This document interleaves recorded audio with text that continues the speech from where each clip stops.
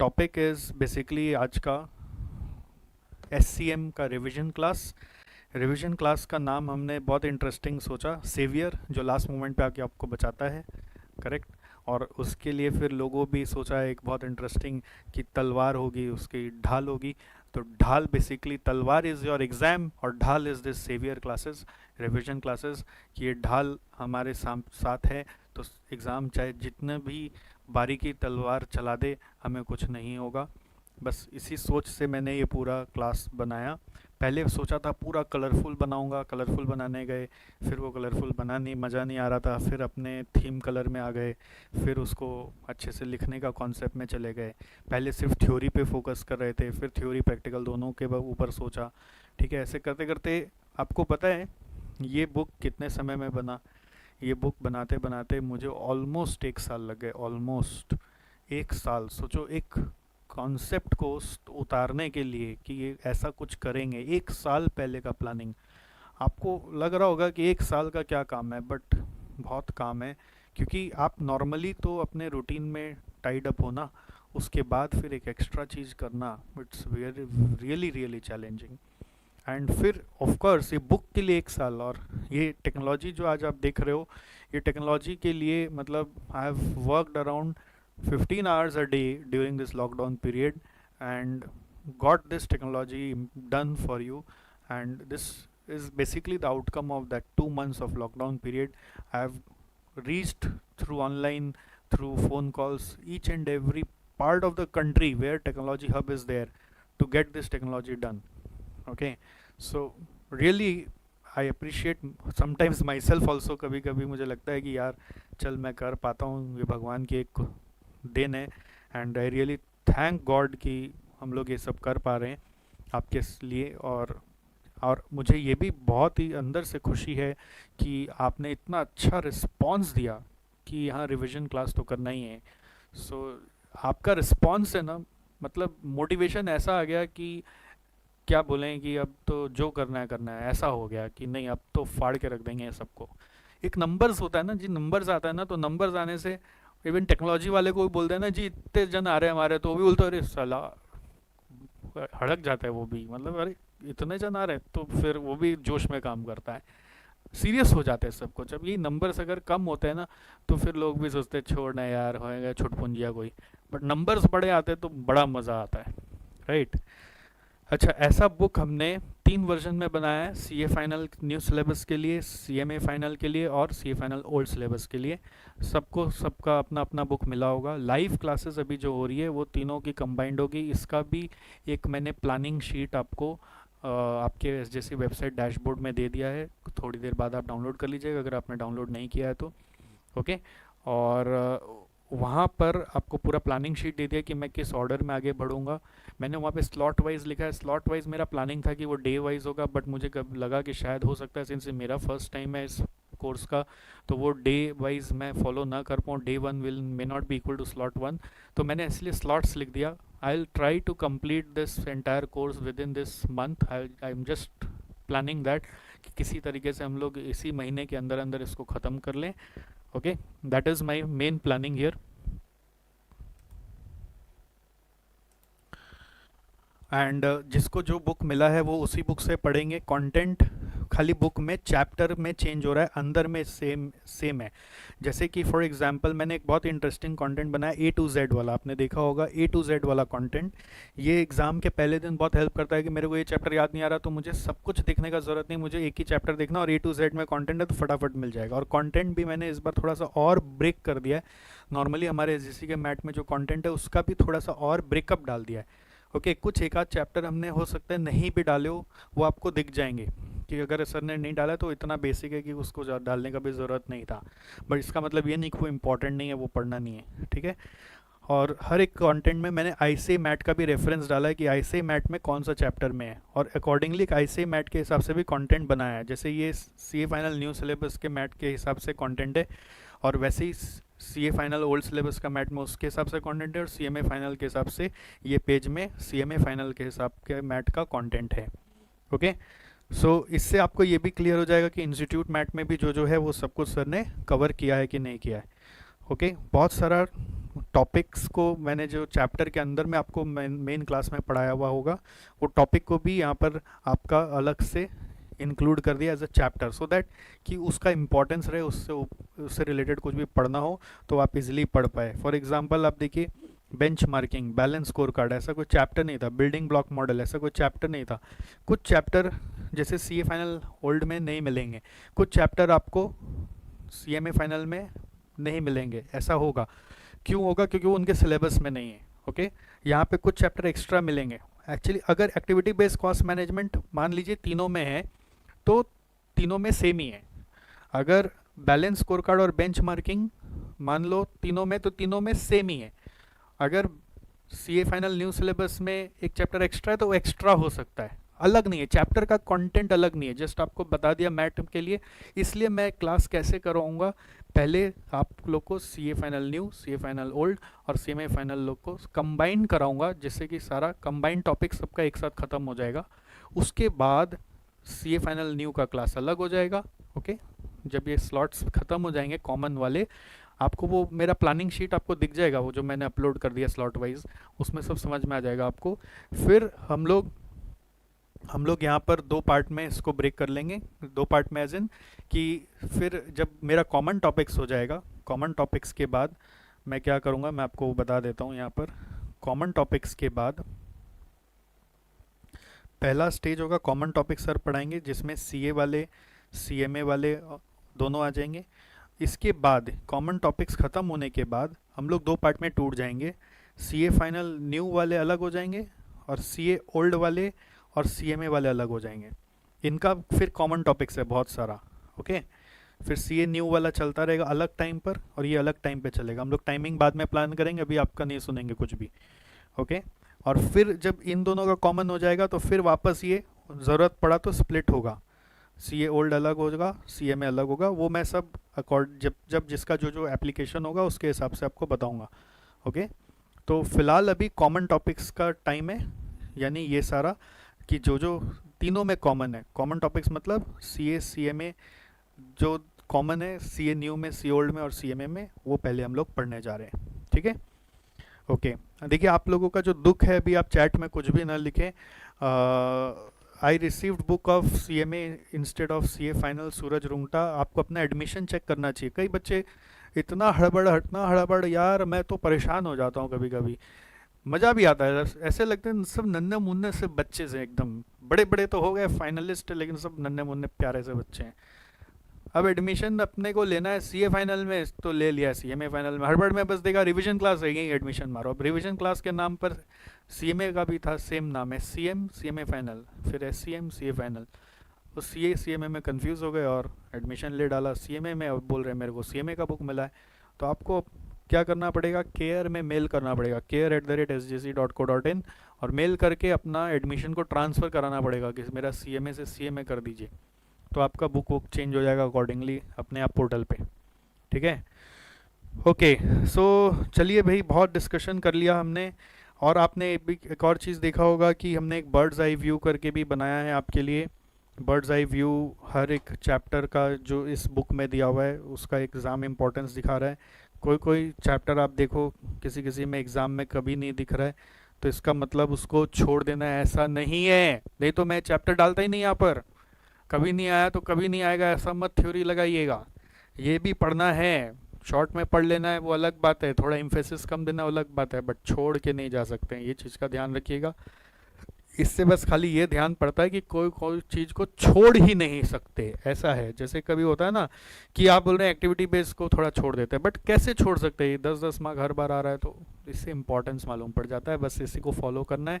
Okay, paper total कितने marks का आता है, पहले टर्म में 120 का आया था, इसमें 125 का आया था। वैसे सी ए न्यू में अलग है और सी ए ओल्ड में अलग है और सी एम ए में अलग है। आप अपना मैथ को काइंडली फॉलो करें।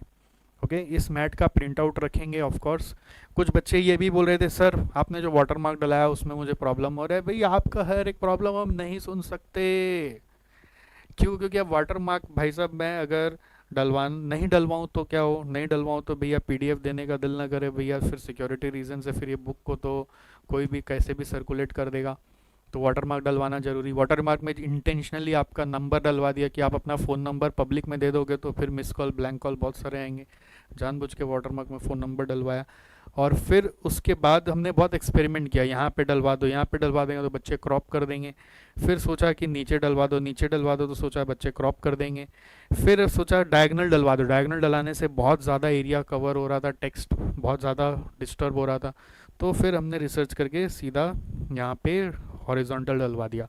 अब हॉरिजॉन्टल डलवा दिया तो कुछ कुछ ऑब्वियसली वाटरमार्क के कारण तो लेटर्स आपके छुपेंगे, तो थोड़ा तो पढ़ ही सकते, एकदम इलेजिबल तो नहीं है। ऐसा मैं बहुत सारे बुक्स में टेस्ट करके देखा, इलेजिबल नहीं है एकदम भी, तो थोड़ा बहुत जो है वो आपको बर्दाश्त करना पड़ेगा। ई बुक मिलेगा भी तो उसका थोड़ा सा परिणाम तो लेना पड़ेगा। बाद में ये बुक हम लोग प्रिंट विंट कराएंगे तो आप बाय कर सकते हैं यहाँ से, अलग से हार्ड कॉपी मिल जाएगा आपको, उसका नोटिस आपके पास चला जाएगा। Correct? So okay, I hope every message is clear now. Now let us begin our today's chapter, relevant costing. देखिए आप लोग जनरली थोड़ा सा सर को ना स्लोली स्लोली सुने हैं, है ना? तो कुछ बच्चे हमेशा जो पेन ड्राइव में क्लास किए हैं वो हमेशा सर को भगा भगा के क्लास किए हैं। मतलब सर अपने नॉर्मल स्पीड में जब चल रहे तो बोल रहे नहीं सर भागो भागो भागो, 1.5 में भागो, 2 में भागो, स्पीड में भगा भगा के सर को क्लास किए हैं। तो इस बार मैंने ये सोचा है कि मैं खुद भी भाग भाग के ही क्लास कराऊंगा। अब देखते हैं आप और फिर कितना भगाते हैं। जैसे मैं नॉर्मली 1 स्पीड पे पढ़ाता हूँ ना, तो रिवीजन क्लासेस आपकी 1.5 के स्पीड पे चलेगी, ठीक है? मैं मेरी स्पीड की बात कर रहा हूँ। फिर उसको वो आपको कम लगे तो आप और बढ़ा लेना, बट लाइव क्लास में स्पीड नहीं बढ़ती है। जो रिकॉर्डेड करते हैं उनको स्पीड बढ़ाने का मौका मिलेगा, ठीक है? रिकॉर्डिंग जब आप विंडोज़ में देखोगे, एक और फीचर बता देते हैं, रिकॉर्डिंग अभी आप विंडोज़ में जब देखोगे तो वो इंटरनेट से कनेक्टेड होंगे तभी आप देख सकते हो। रिकॉर्डिंग जब आप देखोगे विंडोज़ में तो इंटरनेट से जब आप कनेक्टेड होंगे तभी आप देख सकते हो। और यदि आप एंड्रॉयड में रिकॉर्डिंग देखोगे तो वहाँ पे हमने एक फ़ीचर डाल दिया, डाउनलोड करके भी आप देख सकते हो। वहाँ पे डाउनलोड का ऑप्शन है, डाउनलोड इन ऐप होगा, विद इन द ऐप ही होगा डाउनलोड। बहुत ज़्यादा डाउनलोड करोगे तो आपका मोबाइल हैवी हो जाएगा, तो ये भी ध्यान रखिएगा। तो धीरे धीरे जो जो दिखते जाएँ उसको डिलीट भी करते जाइएगा, फिर चाहिएगा तो फिर डाउनलोड कर लीजिएगा।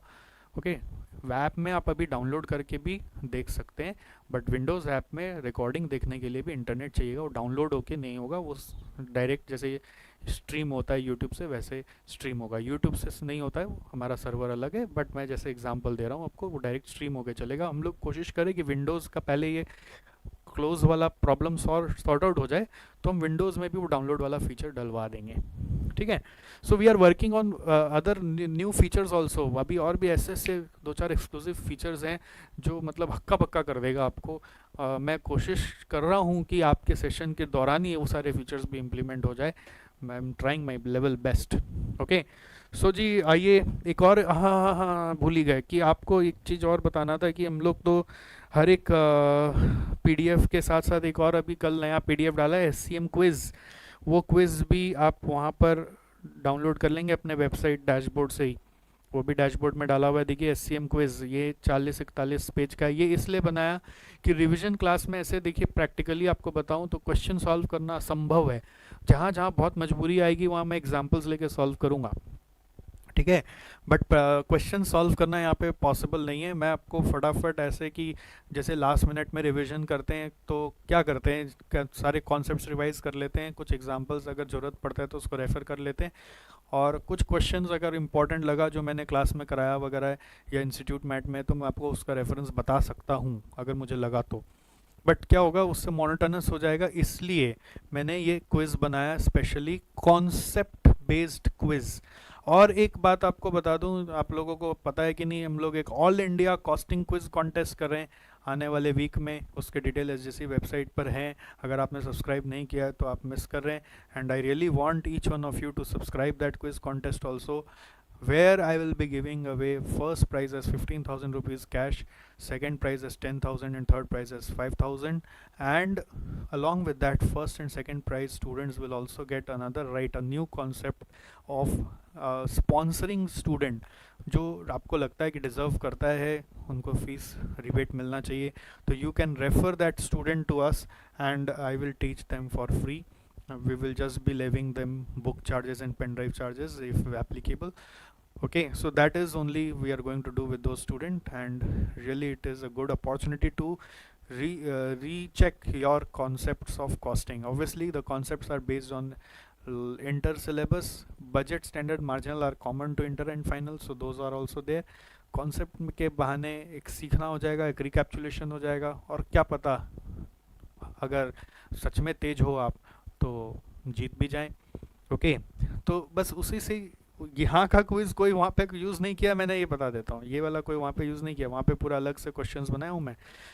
तो ये वाला जो SCM क्विज है, ये जस्ट हम लोग हर एक चैप्टर का जो जो यहाँ पे क्विज है मेरे पास, यहाँ पर मैंने बहुत सारे चैप्टर्स लिए, हर एक चैप्टर जैसे जैसे मेरे हो जाएंगे उसका मैं क्विज आपके साथ करूँगा और आपसे मार्क्स लूँगा. उस मार्क्स का एक स्कोर कार्ड आपको एंड में दिखेगा.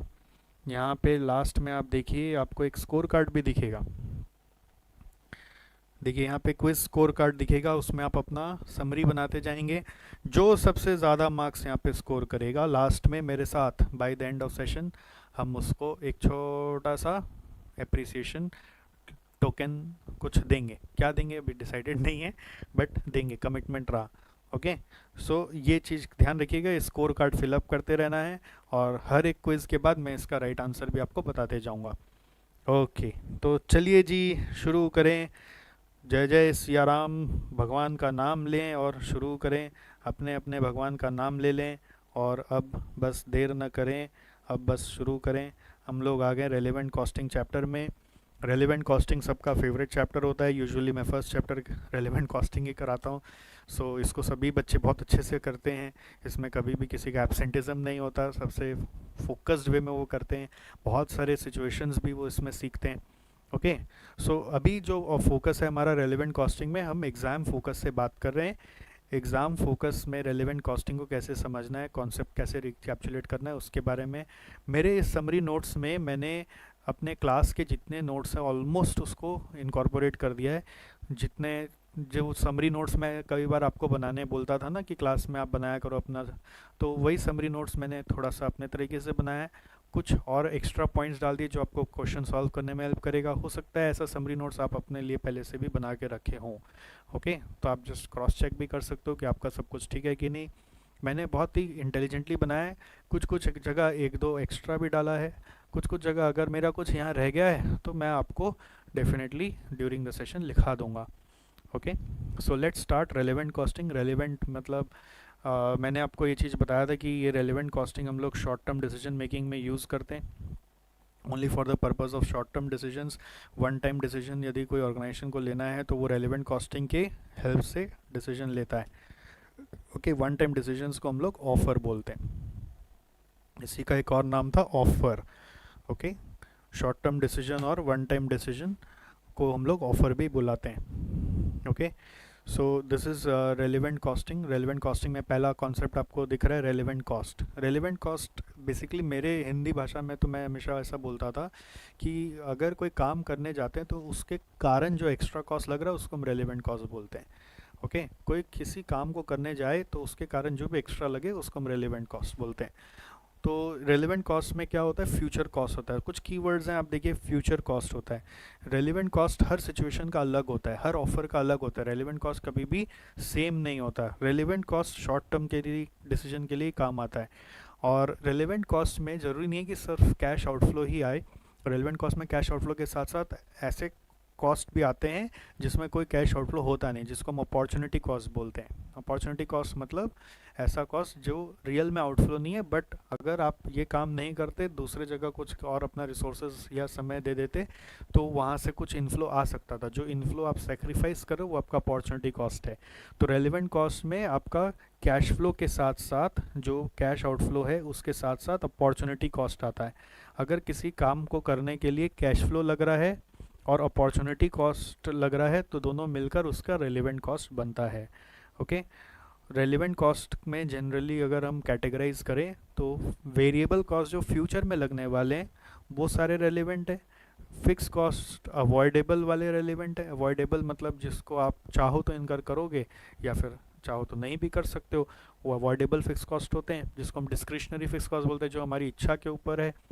तो ये हम दो हमारे हमेशा रेलेवेंट है, क्योंकि इन दोनों में कैश फ्लो होता है, और अपॉर्चुनिटी कॉस्ट यदि एप्लीकेबल है अब तो वो भी रेलेवेंट है। तो इसलिए मैंने शॉर्ट में क्या लिख दिया, देखिए cash flow plus opportunity cost, cash flow plus opportunity cost, बस आपको यही ध्यान रखना है। और हमेशा याद रखना है कि रेलेवेंट कॉस्ट मतलब वो एक इंक्रीमेंटल कॉस्ट है, एक एक्स्ट्रा कॉस्ट जो चला के लगेगा। हिंदी में बोले तो हम कैसे बोलते हैं कि मेरे किसी काम करने के कारण जो चला के कॉस्ट लगा वही मेरे लिए रेलेवेंट कॉस्ट है। ठीक है, जैसे मैंने आपके लिए इस कोर्स का फीस 100 रुपये क्यों रखा, मेरे इसके पीछे दिमाग जो था वो रेलेवेंट कॉस्टिंग का था। रेलेवेंट कॉस्टिंग कैसे था, फॉर एग्जांपल मैंने ऐसे सोचा कि आपके कारण मेरा चला के कॉस्ट क्या लग रहा है। तो चला के तो वैसे मैंने गोलाइव पोर्टल बनाया, बट गोलाइव पोर्टल तो सिर्फ आपके लिए नहीं बनाया ना, ये तो आने वाले समय में हर एक स्टूडेंट के लिए हमने यूज़ करना है। तो आपके लिए चला के कॉस्ट क्या लगना है हमारा, तो आपके लिए चला के हमने कॉस्ट चेक किया कि हर एक सेशन को कंडक्ट करने का हमारा एक वेरिएबल कॉस्ट लगता है। वो वेरिएबल कॉस्ट जो डिपेंड करता है, एक हम लोग जब आपके साथ क्लास ले रहे हैं तब भी, उसके समय पर भी, और दूसरा आप जितनी देर क्लास देख रहे हो उसके ऊपर, दो चीज़ हमारा कॉस्ट लेता है। एक हम जब आपको क्लास दे रहे हैं, जैसे हम 2 घंटे की क्लास देंगे तो 2 घंटे का कॉस्ट है, और आप 2 घंटा उसे वॉच करोगे तो उसका कॉस्ट है। तो उसका कॉस्टिंग मैंने कैलकुलेट किया, और उसके हिसाब से मुझे लगा कि आधा मैं स्पॉन्सर करता हूँ आधा आप करें, मैंने ऐसे सोचा। तो मेरे को लगा कि हाँ 100 रुपया एक बार के लिए सही है, अगर जितना सेशन मैं सोच के चला था उतने ही सेशन में ये क्लास ख़त्म हो जाए, तो मैंने तो ऐसे किया। अब आप बोलेंगे वाह अरे भैया सिर्फ 100 रुपया, बट वो तो वेरिएबल है ना, इसका में उसमें भी आधा आप दे रहे हो आधा मैं दे रहा हूँ। उसके बाद इसका जो फिक्स कॉस्ट होता है इस सब प्रोजेक्ट का वो बहुत बड़ा है, वो फिक्स कॉस्ट की गिनती सब मिलियंस में आती है, तो वो आपके लिए ऊपर एप्लीकेबल नहीं मैं करा सकता था। शॉर्ट टर्म के लिए आपके लिए एक छोटा सा कोर्स बनाना है तो मैं सिर्फ ऐसे ही चला दिया। तो जस्ट मैंने आपको आइडिया दिया कि कैश फ्लो आउटफ्लो के बेसिस पर कैसे हम लोग कॉस्ट सोचते हैं। नेक्स्ट आता है irrelevant cost. Irrelevant cost is what, irrelevant cost मतलब रेलिवेंट कॉस्ट का अपोजिट सोचना शुरू करिए। कॉस्ट वो जो चेंज ना हो, जिसका कोई डिसीजन मेकिंग पे असर ना है। जनरली हम लोग कमिटेड फिक्स कॉस्ट को इरेलीवेंट मानते हैं, और संक कॉस्ट जो इनकर हो चुके हैं उसको इरेलीवेंट मानते हैं। ओके, जो लग चुका है और जो किसी भी कीमत पे लगेगा। जैसे मैंने आपको बोला ना गो लाइव प्लेटफॉर्म, ये प्लेटफॉर्म को बनाने का एक बहुत बड़ा फिक्स कॉस्ट है, तो वो तो किसी भी कीमत पे लगना ही है, क्योंकि हम लोग एसजीसी में अभी लाइव फेस टू फेस पढ़ा नहीं पा रहे, तो अल्टरनेट फेस टू फेस अभी कोविड सिचुएशन में यही था और कोई ऑप्शन नहीं था। और फिर बाकी सब सारे सिचुएशन हमें सिक्योरिटी रीजंस के कारण सही नहीं लग रहे थे, तो ये सिचुएशन से बेटर कुछ था नहीं, तो ये फिक्स कॉस्ट हमारा इरेलीवेंट है। और बाकी जो आपको पढ़ाने का जो अलग से हमारा बैंडविड्थ कॉस्ट वगैरह लगेगा, सर्वर कॉस्ट वगैरह लगेगा, वो हमारे लिए रेलेवेंट है। ओके, और इसके अलावा पुराने जो जो कॉस्ट लग गए हमारे, ओके, वो सारे के सारे संक है। जैसे फॉर इंस्टेंस आपके जो रेगुलर क्लास के कोर्स फीस या क्रैश कोर्स के कोर्स फीस लग गए, वो सारे संक कॉस्ट है, उसका इससे कोई ताल्लुकात नहीं है। वो ये रिवीजन क्लास करना है कि नहीं करना है, इसका डिसीजन मेकिंग यदि आप उस फीस को पे किया था कितना उसके बेस पे करो तो आप सेंसिबल डिसीजन मेकिंग नहीं कर रहे हो। ओके, तो पास्ट का कॉस्ट को याद करके फ्यूचर का डिसीजन हम नहीं लेते हैं। ओके, एंड हमारे जैसे अभी एसजीसी का रेंट वेंट जो लग रहा है वो सब तो कमिटेड है, वो सब फेस टू फेस के लिए भी तो अभी भी है, अभी तो हम फेस टू फेस पूरी तरीके से बंद नहीं कर सकते ना किसी भी कारण से, अभी मालूम नहीं आने क्या वाले सिनेरियो में क्या होने वाला है, तो वो सारा इरेलीवेंट है। सो इरेलीवेंट कॉस्ट का हमेशा क्या रखना है कि काम करो तो भी लगेगा, काम ना करो तो भी लगेगा, करो तो भी लगेगा, ना करो तो भी लगेगा। आप चाहो तो हिंदी में ये सब छोटा छोटा लग सकते हो, जैसे लिख सकते हो, ये आपको और हेल्प करता है। रेलिवेंट कॉस्ट क्या है, जो एक्स्ट्रा लगेगा, और इरेलीवेंट कॉस्ट क्या है, जो काम करो तो भी लगेगा, काम ना करो तो भी लगेगा। इसलिए इसका एक्स्ट्रा अमाउंट कभी नहीं आता। एक्स्ट्रा अमाउंट इसका हमेशा, यानी कि जिसको हम लोग चेंज बोलते हैं, वो हमेशा ज़ीरो आता है। Extra amount is always equal to change between two situation which is always equal to zero. So जो भी कॉस्ट चेंज नहीं हो रहा हो वो हमेशा याद रखना इरेलीवेंट है। ओके, अब इसको लेकर आपको याद हो क्लास में हम लोग 3 तरह का अप्रोच सीखते थे। एक टोटल कॉस्ट अप्रोच, दूसरा था इंक्रीमेंटल कॉस्ट अप्रोच, तीसरा था opportunity cost approach. Total cost approach में जितने रेलिवेंट इरेलीवेंट कॉस्ट है सबको लिख के हम लोग कंपेयर करते हैं, और इंक्रीमेंटल कॉस्ट में दो टोटल कॉस्ट का जो दोनों सिचुएशन का लिखा गया उसका डिफरेंस को लेके देखते हैं कि हम लोग ऑफ़र को एक्सेप्ट करें कि रिजेक्ट करें। इंक्रीमेंटल कॉस्ट अप्रोच में जब आते हैं ना, तो इरेलीवेंट कॉस्ट अपने आप हट जाता है, वो ज़ीरो हो जाता है, इरेलीवेंट कॉस्ट अपने आप gets cancelled out, automatically it gets cancelled out. Okay. और थर्ड अप्रोच आता है अपॉर्चुनिटी कॉस्ट अप्रोच, जो मैं इम्फेसिस दे के इस चैप्टर में आपको सिखाता था, जिसका एक फॉर्मेट था cost to be incurred at benefit loss less benefit achieved. याद हो, cost to be incurred at benefit loss due to the offer less benefit achieved due to the offer, जिसमें बेनिफिट लॉस्ट आपका opportunity cost है, benefits achieved आपका opportunity gain है। और इसको सोचने के वक्त आपको सिर्फ और सिर्फ रेलेवेंट कैश फ्लोज पे ध्यान देना है, इररेलेवेंट आइटम्स को मैनुअली ओमिट करके अपना प्रेजेंटेशन बनाना है। तो उसके बारे में बेसिक यहाँ पे लिखा हुआ है, उसके प्रेजेंटेशन पे भी मैं नहीं जा रहा हूँ, इसके सम्स जो आपको क्लास में कराए गए आप उसको देख लेंगे। Total cost approach considers relevant and irrelevant cost, both, everything will come. Now always follow total cost approach only when you have the full details. जैसे एक सम होता था क्विक कॉम्प फास्टर कॉम्प का क्लास में कराया हुआ, आप उसको जरूर से एक बार देखिएगा, उसके कुछ डाउट्स रह जाते हैं। आप कभी कभी उसमें देख लेते हो कि कुछ इरेलीवेंट कॉस्ट आपको रेलिवेंट लगने लगता है और आप उसमें टोटल अप्रोच से प्रेजेंटेशन करने का कोशिश करते हैं। तो टोटल अप्रोच तभी लगाइएगा जब सारी डिटेल टोटल अमाउंट में अवेलेबल है। पर यूनिट में अगर डिटेल अवेलेबल है और टोटल नहीं निकल पा रहा है किसी कारण से, तो टोटल अप्रोच में मत जाइए। टोटल अप्रोच हमेशा टोटल अमाउंट को लेके चलिए। इंक्रीमेंटल और अपॉर्चुनिटी वैसे बेस्ट माना जाता है। जैसे आपने देखा होगा रेलिवेंट कॉस्टिंग में मैंने ज़्यादा से ज़्यादा अपॉर्चुनिटी कॉस्ट कराया, बट इसके बाद जब भी रेलिवेंट कॉस्टिंग का यूज़ आता है तो हम लोग इंक्रीमेंटल अप्रोच में ज़्यादा जाते हैं। इंक्रीमेंटल अप्रोच में जो आइटम चेंज नहीं हो रहा उसको लिखने का भी ज़रूरत नहीं है, वो ऑटोमेटिक ज़ीरो हो गया वो भी ठीक है, बट हम लोग उसको लिखते नहीं है, खाली नया नया वाला लिखते हैं। और अपॉर्चुनिटी कॉस्ट अप्रोच में आपका एक फॉर्मेट है, उसका फॉलो करते हैं। डिसीजन मेकिंग करते वक्त जैसा कि मैंने हमेशा आपको सिखाया, फाइनेंशियल के साथ साथ नॉन फाइनेंशियल भी देखना चाहिए। इसलिए आपको एक जॉनसन स्कोल्स एंड विटिंगटन मॉडल के हिसाब से सैफ एनालिसिस सिखाया गया, जिसका नाम है suitability, acceptability and feasibility analysis. Suitability is about vision and ethics, acceptability is about financial and feasibility is about resources and processes. So normally जो हम लोग कैलकुलेशंस करते हैं ना कि इंक्रीमेंटल प्रॉफिट क्या आ रहा है, नेट बेनिफिट क्या आ रहा है, तो वो नेट बेनिफिट एक्सेप्टेबिलिटी समझाता है, फाइनेंशियल समझाता है, बट डिसीजन मेकिंग के लिए सूटेबिलिटी और फिजिबिलिटी का भी बहुत ध्यान रखना पड़ता है। ओके। तो ये सूटेबिलिटी और फिजिबिलिटी को लेकर कमेंट्स करने एग्ज़ाम कई बार बोलता है, जो स्पेसिफिकली CNU सिलेबस के लिए बहुत ज़्यादा इंपॉर्टेंट है। इसको लेकर एक पॉइंट लास्ट में भी मैं वापस डिस्कस करूँगा। तो अपॉर्चुनिटी कॉस्ट अप्रोच का एक प्रेजेंटेशन है, cost to be incurred at benefit loss less benefit achieved करके रेलेवेंट कॉस्ट आ गया। एंड आपको करना क्या है कि ये तीनों से जो आया, इसको हम लोग बुलाते हैं रेलेवेंट कॉस्ट, इसको आप कंपेयर करते हो कि ऑफर में रेवेन्यू कितना आ रहा है उससे। तो रेवेन्यू माइनस ये कॉस्ट आप देखते हो तो नेट बेनिफिट निकल के आता है। ध्यान रखना, नेट प्रॉफिट कैसे आता है, रेवेन्यू माइनस ये वाला कॉस्ट जब आप करते हो। इसलिए लिखा है compare the relevant cost with offer revenue to evaluate the offer. Evaluate करने के लिए आपको ये नेट कॉस्ट को रेवेन्यू से कंपेयर करना है। ओके। सो इसके प्रेजेंटेशन में ये अपॉर्चुनिटी कॉस्ट और ये अपॉर्चुनिटी गेन पे ज़्यादा ध्यान देना होता है, और इसमें पूरे प्रेजेंटेशन में आप इररेलेवेंट कॉस्ट को इग्नोर करके चलेंगे, जो मैंने यहाँ पे भी लिख दिया था। Okay, consider relevant cost only, but फिर भी आपको वापस यहाँ पे बता देते हैं कि इस अप्रोच में जब आप काम करोगे तो इग्नोर इररेलेवेंट कॉस्ट। आपको अपना इररेलेवेंट कॉस्ट आइडेंटिफाई करके हटा के, खुद से हटा के यहाँ पर प्रेजेंटेशन सिर्फ रेलिवेंट आइटम से करना है। ठीक है। So this is the approach. Now next is uses of relevant costing. Relevant costing के 3 यूज़ हैं, evaluation of offer, minimum price और मैक्सिमम प्राइस। ओके, ऑफर का मिनिमम प्राइस क्या होना चाहिए और ऑफर का मैक्सिमम प्राइस क्या हो सकता है, वो भी हम रेलिवेंट कॉस्टिंग से डिटरमाइन कर सकते हैं। ऑफर इवेल्युएशन के लिए क्या करना है, जो मैंने ऊपर में यहाँ पे बताया कि ऑफर का revenue has to be compared with offer का रेलिवेंट कॉस्ट, तो ऑफर का बेनिफिट आएगा। वो यहाँ पे लिखा हुआ है, to accept an offer if offer revenue is greater than relevant cost of the offer. Okay, but ऐसा नहीं है कि सिर्फ और सिर्फ इवैल्यूएशन क्वेश्चन करने बोला तो आप फाइनेंशियल्स के ऊपर सोचेंगे।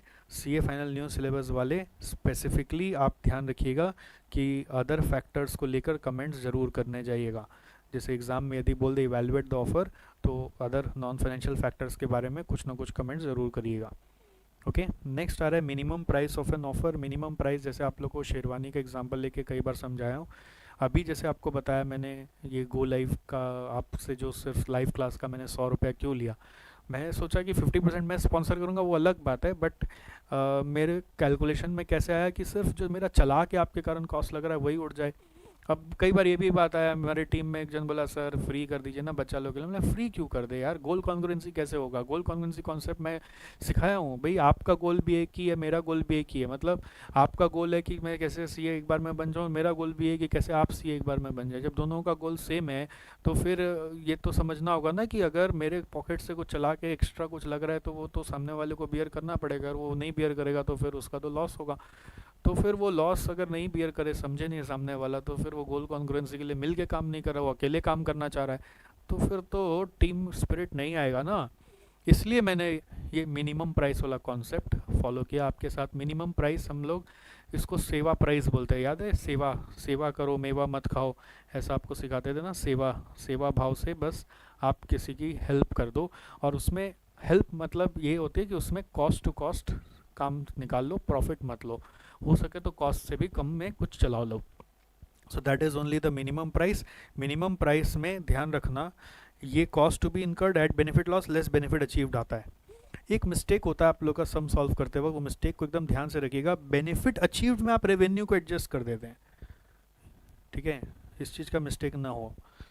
जैसे ऑफर का रेवेन्यू आता है ना, तो आप सोचते हैं वो बेनिफिट अचीव हो गया, देखो ऑफर का revenue is benefit achieve. No no no no no no, offer के लिए चला के खर्च क्या लगा, बेनिफिट लॉस्ट इज ऑफर के कारण जो काम हम छोड़ के आ रहे हैं उसका क्या कमाई हो सकता था, वो बेनिफिट लॉस यहाँ पे ऐड किया।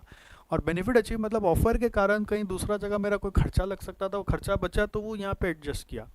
ऑफर का रेवेन्यू एकदम लास्ट में रखा हुआ है, ऑफर का रेवेन्यू को बेनिफिट अचीव के साथ मिक्स नहीं कर देना। ये भी हिंदी में लिख दीजिए कहीं फटाफट कि ऑफर का रेवेन्यू को बेनिफिट अचीव में एडजस्ट ना किया जाए, ऐसा मिस्टेक ना हो, वरना पूरा कॉन्सेप्ट ही हिल जाएगा आपका। ओके, तो मिनिमम प्राइस ऑफ ऑफर में ध्यान रखना रेलेवेंट कॉस्ट लेना है। Cost to be incurred add opportunity cost मैंने लिखा है क्योंकि यही स्टैंडर्ड बन गया है।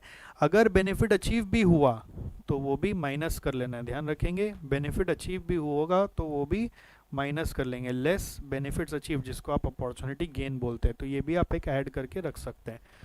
ओके, बट मिनिमम प्राइस में प्राइस ही जब निकाल रहे तो ऑफर का रेवेन्यू कैसे घुसा सकते हैं? रेवेन्यू माने भी तो प्राइस ही होता है ना, तो वो मिस्टेक नहीं होना चाहिए। और मिनिमम प्राइस मैंने हमेशा आपको कैसे समझाया, याद करो, 2 पीएल बना के बताया था कि विदाउट ऑफर क्या होता है, विथ ऑफर क्या होता है।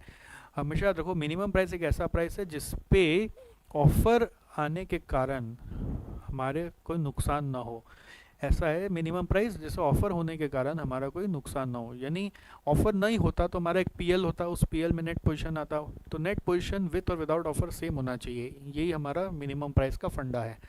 और इसको हम लोग इनडिफरेंट प्राइस भी बुलाते हैं। मिनिमम प्राइस मतलब ऐसा प्राइस जिस पे हम इनडिफरेंट होंगे। फॉर एग्जांपल, यदि मैं ऑफ़र किए बिना, देखना विदाउट ऑफ़र, अगर किसी की तरह से नेट में किस अपने रिसोर्सेज से 50 रुपये कमा सकता हूँ, तो ऑफ़र का मिनिमम प्राइस में, मान लीजिए ऑफ़र के कारण चला के कॉस्ट लगने वाला है 20 रुपीज़, तो आप बता दीजिए मिनिमम प्राइस यहाँ पे क्या होगा। आपको जल्दी से सोचिए यहाँ पे मिनिमम प्राइस क्या होगा। यहाँ पे अगर विदाउट ऑफ़र मेरा नेट पोजीशन 50 रुपया आने वाला है, ओके, विदाउट ऑफ़र मेरा नेट पोजीशन 50 रुपया आने वाला है, ओके, और ऑफ़र के कारण चला के कॉस्ट लग रहा है 20, तो आप ही बता दीजिए कि मेरा यहाँ पर मिनिमम प्राइस क्या होगा। जल्दी से चैट में टाइप कर दीजिए, मैं वेट कर रहा हूँ, जल्दी से चैट में टाइप कर दीजिए कि यहाँ पे मिनिमम प्राइस क्या होगा। जल्दी जल्दी जल्दी जल्दी जल्दी जल्दी जल्दी, मिनिमम प्राइस क्या होगा, मिनिमम प्राइस क्या होगा, जल्दी आंसर टाइप करिए चैट में, जल्दी आंसर टाइप करिए। ऑप्शन 1 20, ऑप्शन 2 70, कुछ लोग 20 बोल रहे हैं। 20 गलत जवाब है, 70 सही जवाब है। थैंक यू थैंक यू, 70 सही जवाब है। नहीं नहीं नहीं, देखो यही, इसीलिए तो ये एग्जाम्पल बनाया बेटा कि आप सोचते बस ऑफ़र का कॉस्ट मुझे चाहिए, आपका यहीं गड़बड़ हो जाता है। आप सोचते हैं बस मुझे ऑफ़र का कॉस्ट चाहिए, ऐसा नहीं है मिनिमम प्राइस का कॉन्सेप्ट। मैं अगर ऑफ़र नहीं होता तो 50 रुपये नेट कमाता ना, ये नेट मतलब नेट प्रॉफिट है, मेरा बेनिफिट है, ठीक है। मैं 50 रुपये यहाँ पे नेट कमाता, तो अभी तो यहाँ पर कुछ भी कमाई नहीं हो रही ऑफ़र होने से। ऑब्वियसली आपको ये समझना होगा म्यूचुअली एक्सक्लूसिव है कि ये कर रहे तो वो नहीं कर पाएंगे, तो यहाँ पे मुझे किसी भी हालत में 50 रुपया चाहिए ही चाहिए। यही मिनिमम प्राइस का मेन फंडा है, it has to be cost plus benefits lost. अगर मैं ऑफ़र करूँगा तो मेरा बेनिफिट लॉस्ट हो रहा है ना 50, तो 50 प्लस 20 आंसर होगा 70। ये छोटा सा एग्जांपल भी यहाँ पे ड्रॉ करके रख लें, आपको हेल्प करेगा। ठीक है, इसीलिए मैंने यहाँ पे लिखा था price where there will be an indifference to accept और रिजेक्ट एन ऑफर। इनडिफरेंस होना चाहिए, मतलब मैं जब विदाउट ऑफर जो कमा सकता हूँ वो कमाई मेरे को विद ऑफर भी चाहिए। अगर मैं विदाउट ऑफर कुछ कमा सकता हूँ तो वो कमाई मुझे विद ऑफर भी चाहिए। सिर्फ कॉस्ट की बात नहीं होती है, आप सिर्फ कॉस्ट के एंगल से सोचने लग जाते हैं। चलिए ठीक है, अभी क्लास, ये रिवीजन क्लास का फ़ायदा यही है कि ये सब कंसेप्ट फिर से रिकैप्चुलेट हो गया आपका। आगे बढ़ते हैं हम लोग। Maximum price of an offer, maximum price भी वही फंडा है।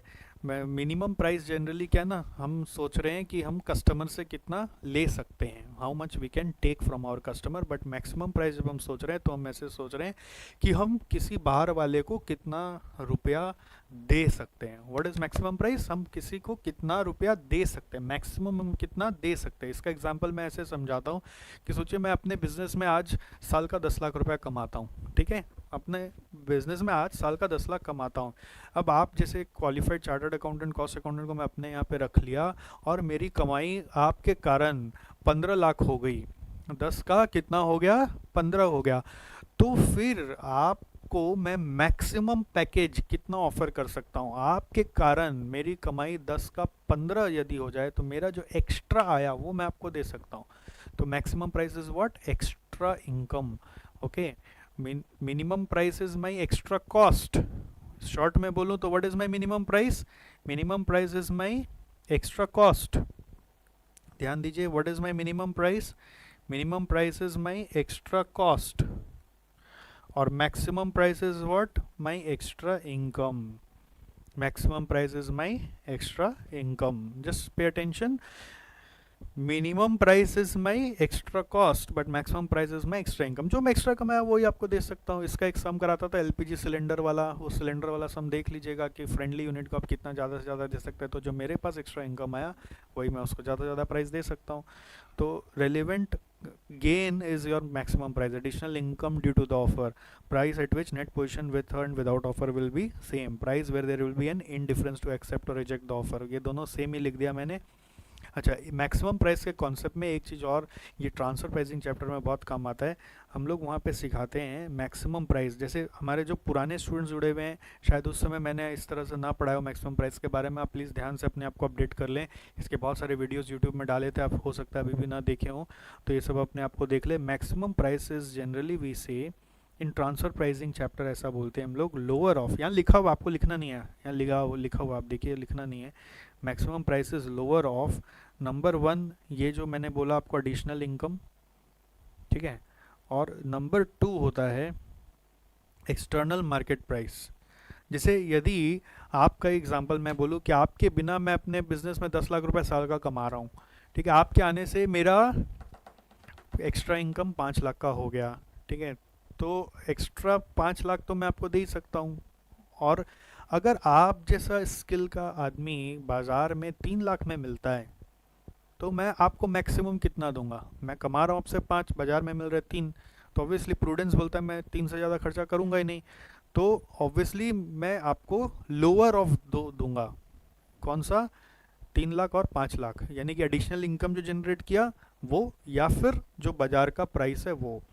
ओके, मैक्सिमम प्राइस मतलब मेरे पास जो एक्स्ट्रा फ़ायदा आया वो तो एक बेसिक कॉन्सेप्ट है। बट अगर वही रिसोर्स बाज़ार में सस्ता में मिलता है तो मैं पूरा फिर जो मेरे पास आया वो क्यों दूंगा, जो बाज़ार का प्राइस है वही दूंगा। अगर बाज़ार में मान लो 8 लाख में मिलता है तो मैं 5 से ज़्यादा नहीं दूंगा, क्योंकि आपके कारण मेरा फ़ायदा 5 का ही है, तो बाज़ार में ओवर प्राइस चल रहा है, हम देंगे नहीं।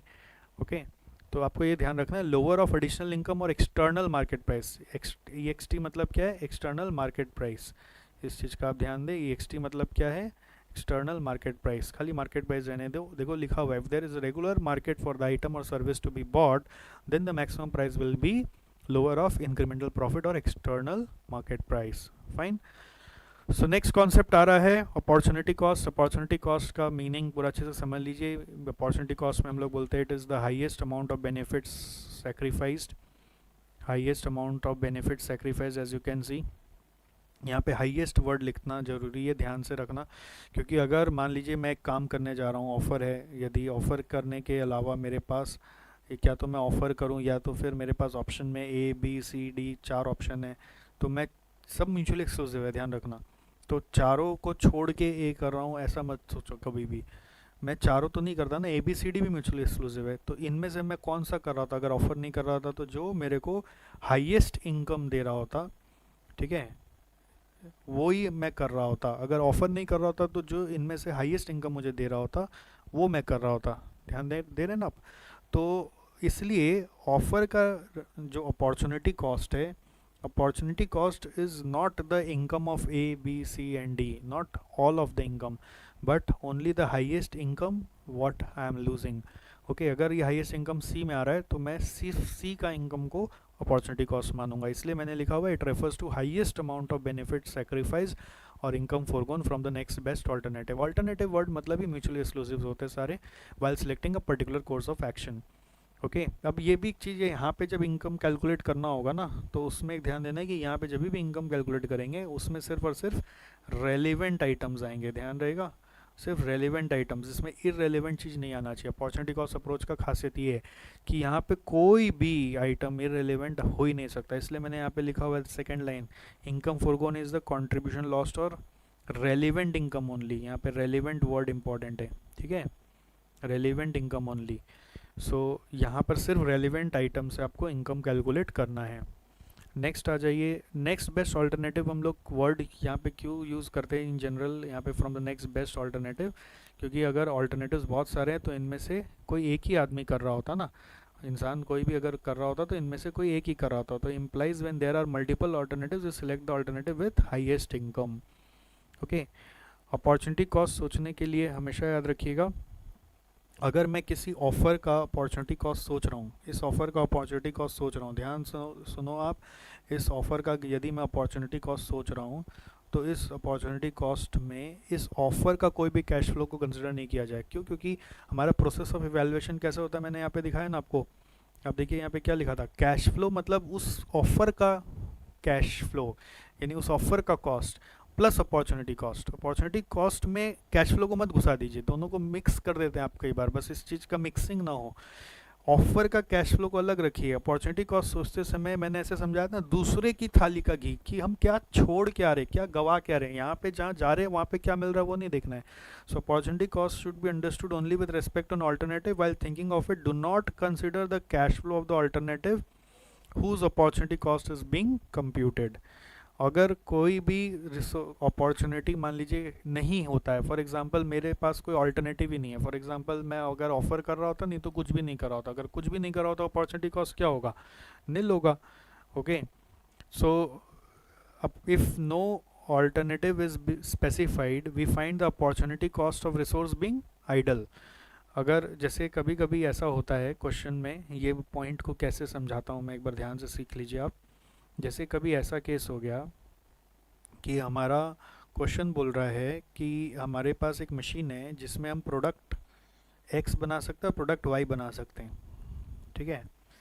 प्रोडक्ट एक्स में हम कंट्रीब्यूशन पर आवर जनरेट कर सकते हैं 50 रुपीज़ और वाई में जनरेट कर सकते हैं 30 रुपीज़। ओके, सो नाउ आपसे क्वेश्चन पूछा जा रहा है what is the opportunity cost of an our.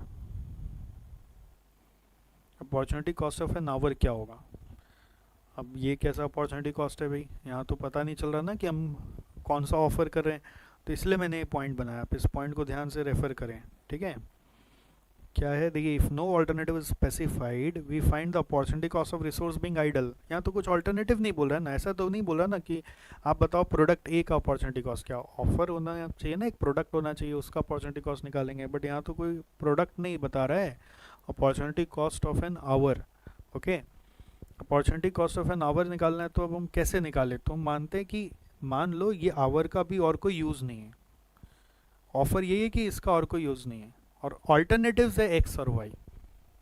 मान लो कि ये ऑफर आवर का भी कोई यूज़ नहीं हो रहा है, ये आवर है हमारा जो आइडल पड़ा हुआ है, और ऑल्टरनेटिव क्या है हमारे पास, एक्स और वाई।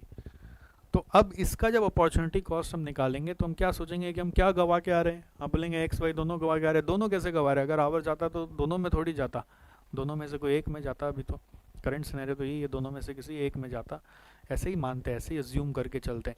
तो दोनों में से किस में जाता, एक्स में जाता कि वाई में जाता? आंसर इज बट ऑब्वियस, जिसमें हाईएस्ट इनकम आ रहा है उसमें जाता। करेक्ट, एकदम सही बोला आपने। Answer Sakshi Goyal, thank you, 50 रुपया आंसर है।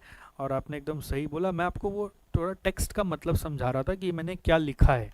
हो सकता है ना कई बार मैं कुछ सोच के लिख रहा हूँ, आप कुछ सोच के पढ़ रहे हो, इसलिए वो एग्जाम्पल से समझा दिया कि ये क्या लिखा है मैंने। If no alternative specified we find the opportunity cost of a resource being idle, that is highest of income foregone from all the available alternatives। available alternative आपके पास x और y, उसका जो highest है वो आपको लेना है।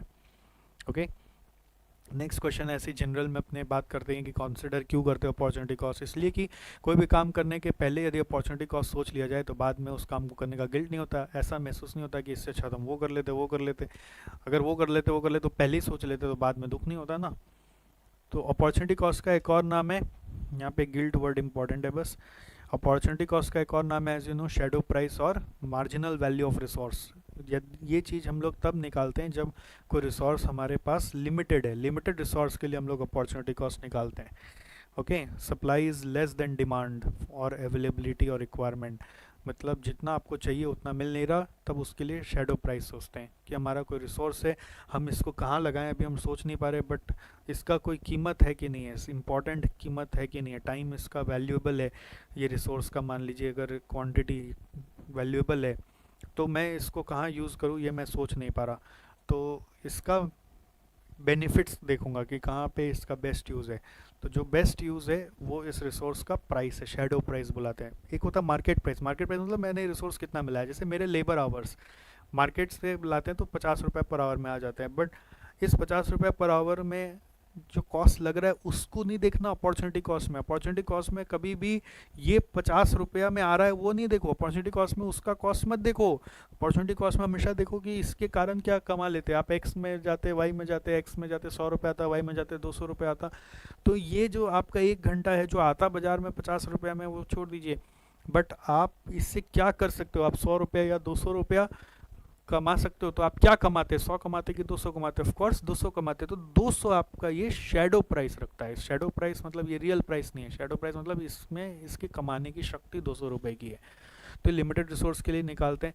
शैडो प्राइस मतलब additional income that can be generated from 1 unit of a resource. जैसे मार्जिनल कॉस्ट पढ़ते हैं ना आप, additional cost for additional 1 unit, उसी तरह से मार्जिनल वैल्यू क्या है, additional income that can be generated from 1 unit of such resource. Okay, अगर रिसोर्स का सप्लाई अबंडेंट में, आइडल में, तो अपॉर्चुनिटी कॉस्ट होगा क्या? कभी नहीं होगा। अगर रिसोर्स आइडल में स्पेयर है, यस, विनोद साइनी ने बहुत अच्छा लिखा, प्रोएक्टिवली लिखा कि अगर हमारे पास स्पेयर कैपेसिटी है, अबंडेंट सप्लाई है, तो उसका शैडो प्राइस नहीं होता है। As there will be no sacrifice of income if the resource is used in an offer होगा, is used in an offer। Okay, अब अगर कोई रिसोर्स मान लीजिए लिमिटेड है, okay, if the resource is being used for a product और वो limited है, अगर वो कोई प्रोडक्ट में यूज़ भी हो रहा है और वो लिमिटेड है, तो shadow price will be contribution loss from 1 unit of resources which is being earn from the product. Okay, तो which is being earned from the, यहाँ पे एक और आप डाल दें अदर प्रोडक्ट्स ऐसा लिख दें तो और क्लियर हो जाएगा message. If the resource is being used for a product and is in short supply, ऐसे समझो, अदर मत लिखो, आप ध्यान से सोचो। If the resources is being used for a product and is in short supply, ध्यान से देखो आप, अगर एक रिसोर्स है जो एक प्रोडक्ट में यूज़ हो रहा है, जैसे मैं एग्जांपल बता देता हूँ, एक एग्जांपल है इसका कि प्रोडक्ट एक्स है फॉर एग्जांपल, इसमें अभी कंट्रीब्यूशन पर आवर 40 रुपीज़ आ रहा है, ओके, और आपसे क्वेश्चन पूछ लिया what is the shadow price of an our, और कुछ डिटेल ही नहीं दे रहा है, तो आप कैसे सोचोगे? आप एग्जांपल सोचो फिर आपने लिख लेंगे जो लिखना है। What is the shadow price of an our, कैसे सोचेंगे? जैसे मैंने ऊपर में भी एग्जांपल में आपको बताया, ये वाला, ये जो स्टार देके बताया ना, उसी लॉजिक से हम जो लॉजिक लगा रहे हैं कि प्रोडक्ट का कंट्रीब्यूशन है 40, प्रोडक्ट का कंट्रीब्यूशन है 40, shadow price of an our आपको निकालना है, तो आप कैसे सोचोगे कि सोचो आवर मेरा अभी कोई काम में नहीं आ रहा, अगर ये आवर है तो कोई काम में नहीं आ रहा, अभी कहाँ काम में आ रहा है, अदरवाइज एक्स में काम आ रहा है। जब भी कोई भी चीज़ का अपॉर्चुनिटी कॉस्ट निकालने बोले और वहाँ पे लिखा नहीं है कि किस सिचुएशन का निकालना है, ठीक है, ऐसे लिखता है कि shadow price of an hour to be use for product A, तो प्रोडक्ट ए के एंगल से सोचते हैं, बट प्रोडक्ट का नाम नहीं दिया हुआ है, बस बोल रहे shadow price of an our बताओ, तो हम कैसे निकालेंगे? तो हम देखेंगे कि उस आवर को हम कहाँ यूज़ कर रहे हैं, हम यूज़ कर रहे हैं उसको प्रोडक्ट एक्स में, तो प्रोडक्ट एक्स से कितना कमा रहे हैं 40, तो मेरे को इसका कीमत 40 रुपीज़ चाहिए। तो यही बात मैंने यहाँ पे लिखा है, पढ़िए आप इसको ठीक से, यहाँ पे इस पैरा को आप ठीक से पढ़िए। If the resource is being use for a product, product के लिए यूज़ हो रहा है, and is in short supply, मान लीजिए शॉर्ट सप्लाई भी है, तभी शेडो प्राइस का बात होगा, नहीं तो शेडो प्राइस का बात नहीं होगा। The shadow price will be the contribution lost from 1 unit of resources. क्या होगा shadow price? Contribution lost from 1 unit of resources which is being earned from the product. From the product मतलब यही वाला product x, क्योंकि जब भी shadow price सोचेंगे तो क्या, तो आप प्रोडक्ट का नाम बताओ किसके लिए निकालना, और कुछ नहीं बोला तो क्या समझो कि वो काम में नहीं आ रहा, अल्टरनेटिवली कहाँ काम में आ रहा है, एक्स में काम आ रहा है, तो उसके हिसाब से आपको आंसर सोचना है। सोचने का तरीका मैं आपको बता रहा हूँ। देखो क्या होता है ना, क्लास करने के बाद और अब जब एग्ज़ाम देने का समय आ जाता है तो वो गैप इतना ज़्यादा हो जाता है कि सोचने का तरीका भूल जाते हैं, उतना चीज़ तो नोट नहीं किया हुआ होता है ना। अभी ये सब चीज़ बस ध्यान दिला रहा हूँ, और इसलिए मैंने ये सब सेंटेंस चला चला के यहाँ पे इनकॉर्पोरेट किया कि कहीं आप ये सब चीज़ को स्किप ना कर रहे हो। ओके, एक और था फिर ये ट्रांसफ़र प्राइसिंग में बहुत काम आता है ये वाला पॉइंट। अगर कोई लिमिटेड रिसोर्स है, और समझिए वो लिमिटेड रिसोर्स हम अपने यहाँ पर 3 प्रोडक्ट में डाल रखे हैं। जैसे एग्जांपल बता देते हैं वापस, सोचिए मेरे पास प्रोडक्ट एक्स है, वाई और जेड है, यहाँ पे कंट्रीब्यूशन पर आवर आता है 50, यहाँ पे आ रहा है 20, यहाँ पे आ रहा है 80, ठीक है।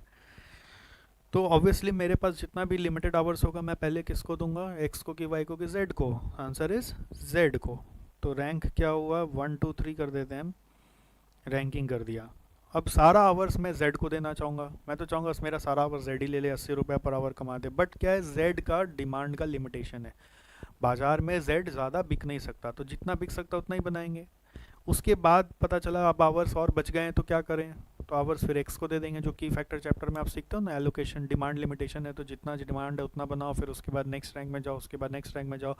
तो मान लीजिए मैंने अपना सारा आवर्स एक्स वाई जेड में तीनों में डिस्ट्रीब्यूट कर रखा है, जितना भी आवर्स था मैंने एक्स में, वाई में, जेड में डिस्ट्रीब्यूट कर रखा है। मेरा प्रेफरेंस है पहले मैं सारा जेड को दे दूँ, बट जेड का डिमांड का लिमिटेशन है तो मैं तीनों में डिस्ट्रीब्यूट कर दिया, ठीक। अब एक ऑफ़र आ गया, ऑफ़र आया, उस ऑफ़र में मान लीजिए मुझे प्रोडक्ट ए बनाना है, और उस प्रोडक्ट ए के लिए आवर्स का ज़रूरत है, तो मुझे आवर्स निकालने पड़ेंगे। तो मैं कहाँ से निकालूँ, जहाँ से सबसे ज़्यादा फ़ायदा हो रहा है कि जहाँ से सबसे कम फ़ायदा हो रहा है, किस में से आवर निकाल के इसमें ट्रांसफ़र करूँ? याद है क्या आपको, कुछ याद है? जल्दी जवाब दीजिए, मैं वेट कर रहा हूँ। बीच में गौरव अग्रवाल ने क्वेश्चन पूछा है, theory of constant and shadow price में क्या डिफरेंस है? एकदम अलग है, शैडो प्राइस और थ्योरी ऑफ कांस्टेंट एकदम अलग है, प्लीज़ मिक्स ना करिए। सिद्धार्थ का आंसर आया है कि वाई से सर आप ले लीजिए, यस वेरी गुड। कम फायदे वाले, यही मैं सुनना चाहता था कि कम फायदे वाले प्रोडक्ट से आपको अपना समय निकालना है, वेरी गुड। वाई से समय निकालिए, फिर वाई से काम ना बने तो फिर एक्स से निकालिए, फिर जेड से निकालिए, इन order of least contribution yielding products. समय निकालना है तो कम से निकालिए, इसको हम लोग बोलते हैं सेवा भाव में, सेवा करिए, सेवा है ना। तो लीस्ट रैंक प्रोडक्ट से, लीस्ट रैंक से आपको समय निकाल के इधर डालना है, यही यहाँ पे लिखा हुआ है। The limited resource is being used in multiple product and we have to find the minimum price of an offer where resource will be used, we release the resource in order of least contribution per unit of resource, ठीक है। देखो ज़्यादा कचरा नहीं कर लेना मेरे जैसे लिख लिख कर, ये एग्ज़ाम तक हॉल तक जाएगा, ये बुक आपका बुकलेट एग्ज़ाम हॉल के बाहर बैठ के ऐसे रिवाइज करोगे, ध्यान रखिएगा। सो ये कहीं भी ज़्यादा कचरा मत करने जाइए, इसमें बहुत लिमिटेड लिखिए और बहुत सुंदर से लिखिए, पेंसिल का इस्तेमाल करिए, पेन का इस्तेमाल मत करिए, ठीक है। पेंसिल से फिर बाद में इरेज करके भी सही से कर सकते हैं, बहुत लिमिटेड लिखिएगा।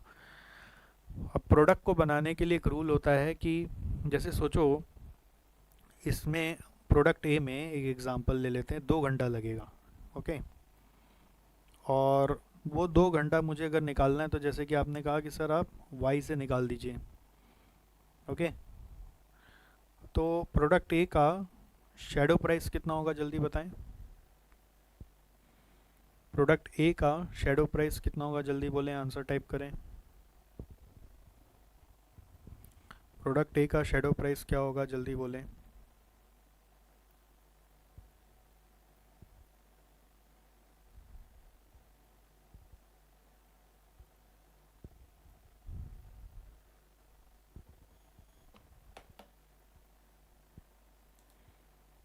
हम्म, आंसर आ गया 40। Very good. फिर 20 किसने बोल दिया, गौरव अग्रवाल, आप मिस्टेक कर रहे हो। 60 is wrong Mohit Kaushik. Shreya Gupta 20 is wrong, 40 is the correct answer. ये 20 रुपया पर आवर 2 घंटे का लगेगा, तो इसका शेडो प्राइस बन गया आपका 40 rupees. Okay, thank you all. बस अब और चैट ना करें आप, मैं समझ गया आपका answers. Shadow price is 40। Okay, shadow price is 40 rupees. Now come से कम ए बनाने के लिए आपको कितना रुपया ए का कंट्रीब्यूशन चाहिए, ए बना के संतुष्टि कब होगा कि ए से कम कितना रुपया फ़ायदा होना चाहिए। क्वेश्चन है मेरा, ए से कम कितना रुपया आना चाहिए तब ए बनाकर फ़ायदा होगा। How much contribution should we get at least from A, और इसका भी आंसर है 40। इसलिए मैंने यहाँ पे लाइन लिखा है, product should be produced only if its contribution is able to recover it shadow price of the resource used in it. Product कब बनाओगे, जब उसका कंट्रीब्यूशन उसका शेडो प्राइस को उठा पाए। ठीक है, ध्यान रखना, बस प्रोडक्ट तभी बनाएंगे जब उसका कंट्रीब्यूशन उसका शेडो प्राइस को उठा पाए। Okay, 40 rupees. तो this is the conclusion of opportunity cost. एक बार आपको सब वापस गो थ्रू करना है और कोशिश करिए कि ये सब जो नोट्स है, मिनिमम नोट्स है एकदम चैप्टर के, ये सब मगअप हो जाए। जितना आप मगअप कर लेंगे उतना आपको फ़ायदा होगा, एग्ज़ाम में रिकॉल करने में बहुत आसान होगा, कोई भी सम हैंडल करने में बहुत आसानी होगी। ये मगअप नहीं करेंगे, याद नहीं रहेगा तो एग्ज़ाम में फिर गुमराह हो जाएंगे। इसका आंसर मैं आपको वापस रिपीट कर दूं कि minimum contribution that you need from product A is how much, 40 rupees, जिसका आंसर यहाँ पे लिखा हुआ है, a product should be produce only if its contribution is able to recover it shadow price of resources used in it. Okay, next आगे बढ़ रहे हैं, हम अपॉर्चुनिटी गेन पे जा रहे हैं। अभिषेक सिंह, आपका चैट वर्क कर रहा है, मुझे चैट मिल रहा है, मैं सबका चैट पढ़ता नहीं हूँ। ओके, अगर मैं चैट सबका पढ़ने लगा तो हालत ख़राब हो जाएगी मेरी और आपकी क्लास बैठ जाएगी। ओके, आप पे अटेंशन दीजिए। अपॉर्चुनिटी गेन, अपॉर्चुनिटी गेन पे आ जाइए आप। Opportunity gain, opportunity gain opportunity cost का अपोजिट है। जैसे अगर मैं एक ऑफ़र कर रहा हूँ, ठीक है, और उसके अगेंस्ट में मेरे पास ऑल्टरनेटिव ए बी सी भी है, तो इस ऑफ़र का अपॉर्चुनिटी गेन यदि मैं देखूँगा तो मेरे डेफिनेटली इस ऑप्शन में ना इनकम आने के वजह कॉस्ट लगने थे। यहाँ 100 रुपया, यहाँ पे 1000 रुपया, और यहाँ पे सोचो कॉस्ट 500 रुपया। तो अगर ऑफ़र नहीं होता तो मैं इन तीन में से किस ऑप्शन में जाता जिसमें मेरा लीस्ट कॉस्ट होता। ठीक है, किस में जाता जिसमें मेरा लीस्ट कॉस्ट होता, ये बेस्ट है। सो अब अगर ऑफ़र आ गया तो फिर मैं ए में नहीं जा पाऊँगा। आप ये नहीं बोलना कि ऑफ़र आ गया तो मैं ए बी सी तीनों में नहीं जा पाऊँगा, क्योंकि बी और सी रिजेक्ट ही हो जाते हैं क्योंकि उसका कॉस्ट ए से ज़्यादा है। सो ऑफ़र के कारण मेरा अपॉर्चुनिटी गेन कितना माना जाएगा, 100 rupees. So what is opportunity gain? Cost saved or benefits achieved from the next best alternative while selecting a course of action. Okay, next best alternative कौन सा है, least cost है, least cost को लेना है। Opportunity gain can also be written as negative opportunity cost. जैसे आप ऐसे भी बोल सकते हो इसका अपॉर्चुनिटी कॉस्ट है -100। जैसे कभी कभी क्वेश्चन एग्जाम में ऐसा भी आ जाता है कि इस सिनेरियो को डिस्क्राइब करो और बोल रहे फाइंड करो ऑफर का अपॉर्चुनिटी कॉस्ट, तो आप बोलेंगे कॉस्ट तो कॉस्ट यहाँ पे -100 है, ऐसा भी बोल सकते हैं। ठीक है, सो अपॉर्चुनिटी गेन पे ज़्यादा डिस्कशन नहीं है, इतना सही है। और ध्यान क्या देना है बार बार कि आपका एक प्रेजेंटेशन है, cost to be incurred at benefit loss less benefit achieved. Cost to be incurred में ऑफर का जो चला के खर्चा लगा, बेनिफिट लॉस मतलब ऑफर के कारण जो अल्टरनेटिव्स हम सेक्रीफाइस करके आ रहे हैं उसमें से जो बेस्ट अल्टरनेटिव है उसका जो हाईएस्ट इनकम है वो मेरा यहाँ पे अपॉर्चुनिटी कॉस्ट हुआ। बेनिफिट अचीव मतलब क्या हुआ कि ऑफर के कारण जो ऑप्शन हम छोड़ के आ रहे हैं उस ऑप्शन में जो कॉस्ट कॉस्ट कॉस्ट कॉस्ट लगता है उसमें से जो लीस्ट कॉस्ट है वो हमारे लिए अपॉर्चुनिटी गेन बना। ठीक है, opportunity cost highest income, opportunity gain least cost. तो इससे मेरा नेट कॉस्ट आ गया और फिर मैं और रेवेन्यू से कंपेयर करके डिसीजन मेकिंग कर सकता हूँ। नाउ नेक्स्ट आ जाते हैं हम लोग रेलिवेंट कॉस्ट ऑफ मटेरियल्स। या तो आपको पूरा सिचुएशन था इसमें, रेलिवेंट कॉस्ट ऑफ मटेरियल में एक फ्लो चार्ट आपको क्लास में बना के ही मैं देता था, तो इसमें मैं बस फटाफट ऐसे चार्ट के थ्रू डिस्कस कर लेता हूँ। रेलिवेंट कॉस्ट ऑफ मटेरियल जब भी देखना है तो आपको कैसे देखना है कि पहले वो मटेरियल स्टॉक में है कि स्टॉक में है, या स्टॉक में है तो एक और चीज़ ध्यान रखना है कि अगर आपने ऑर्डर प्लेस किया हुआ और अभी रिसीव नहीं हुआ है, ऑर्डर प्लेस कर दिया तो आप मालिक बन गए, रिसीव नहीं हुआ तो वो उस फिज़िकल डिलीवरी नहीं आया तो इसका मतलब ये नहीं कि आप उसके ओनर नहीं हैं। तो इन स्टॉक और ऑर्डर प्लेस्ड एक जैसा ही है। और दूसरा केस हो सकता है कि आपको वो मटेरियल मान लीजिए ऑर्डर करने पड़ेंगे, यू हैव टू ऑर्डर।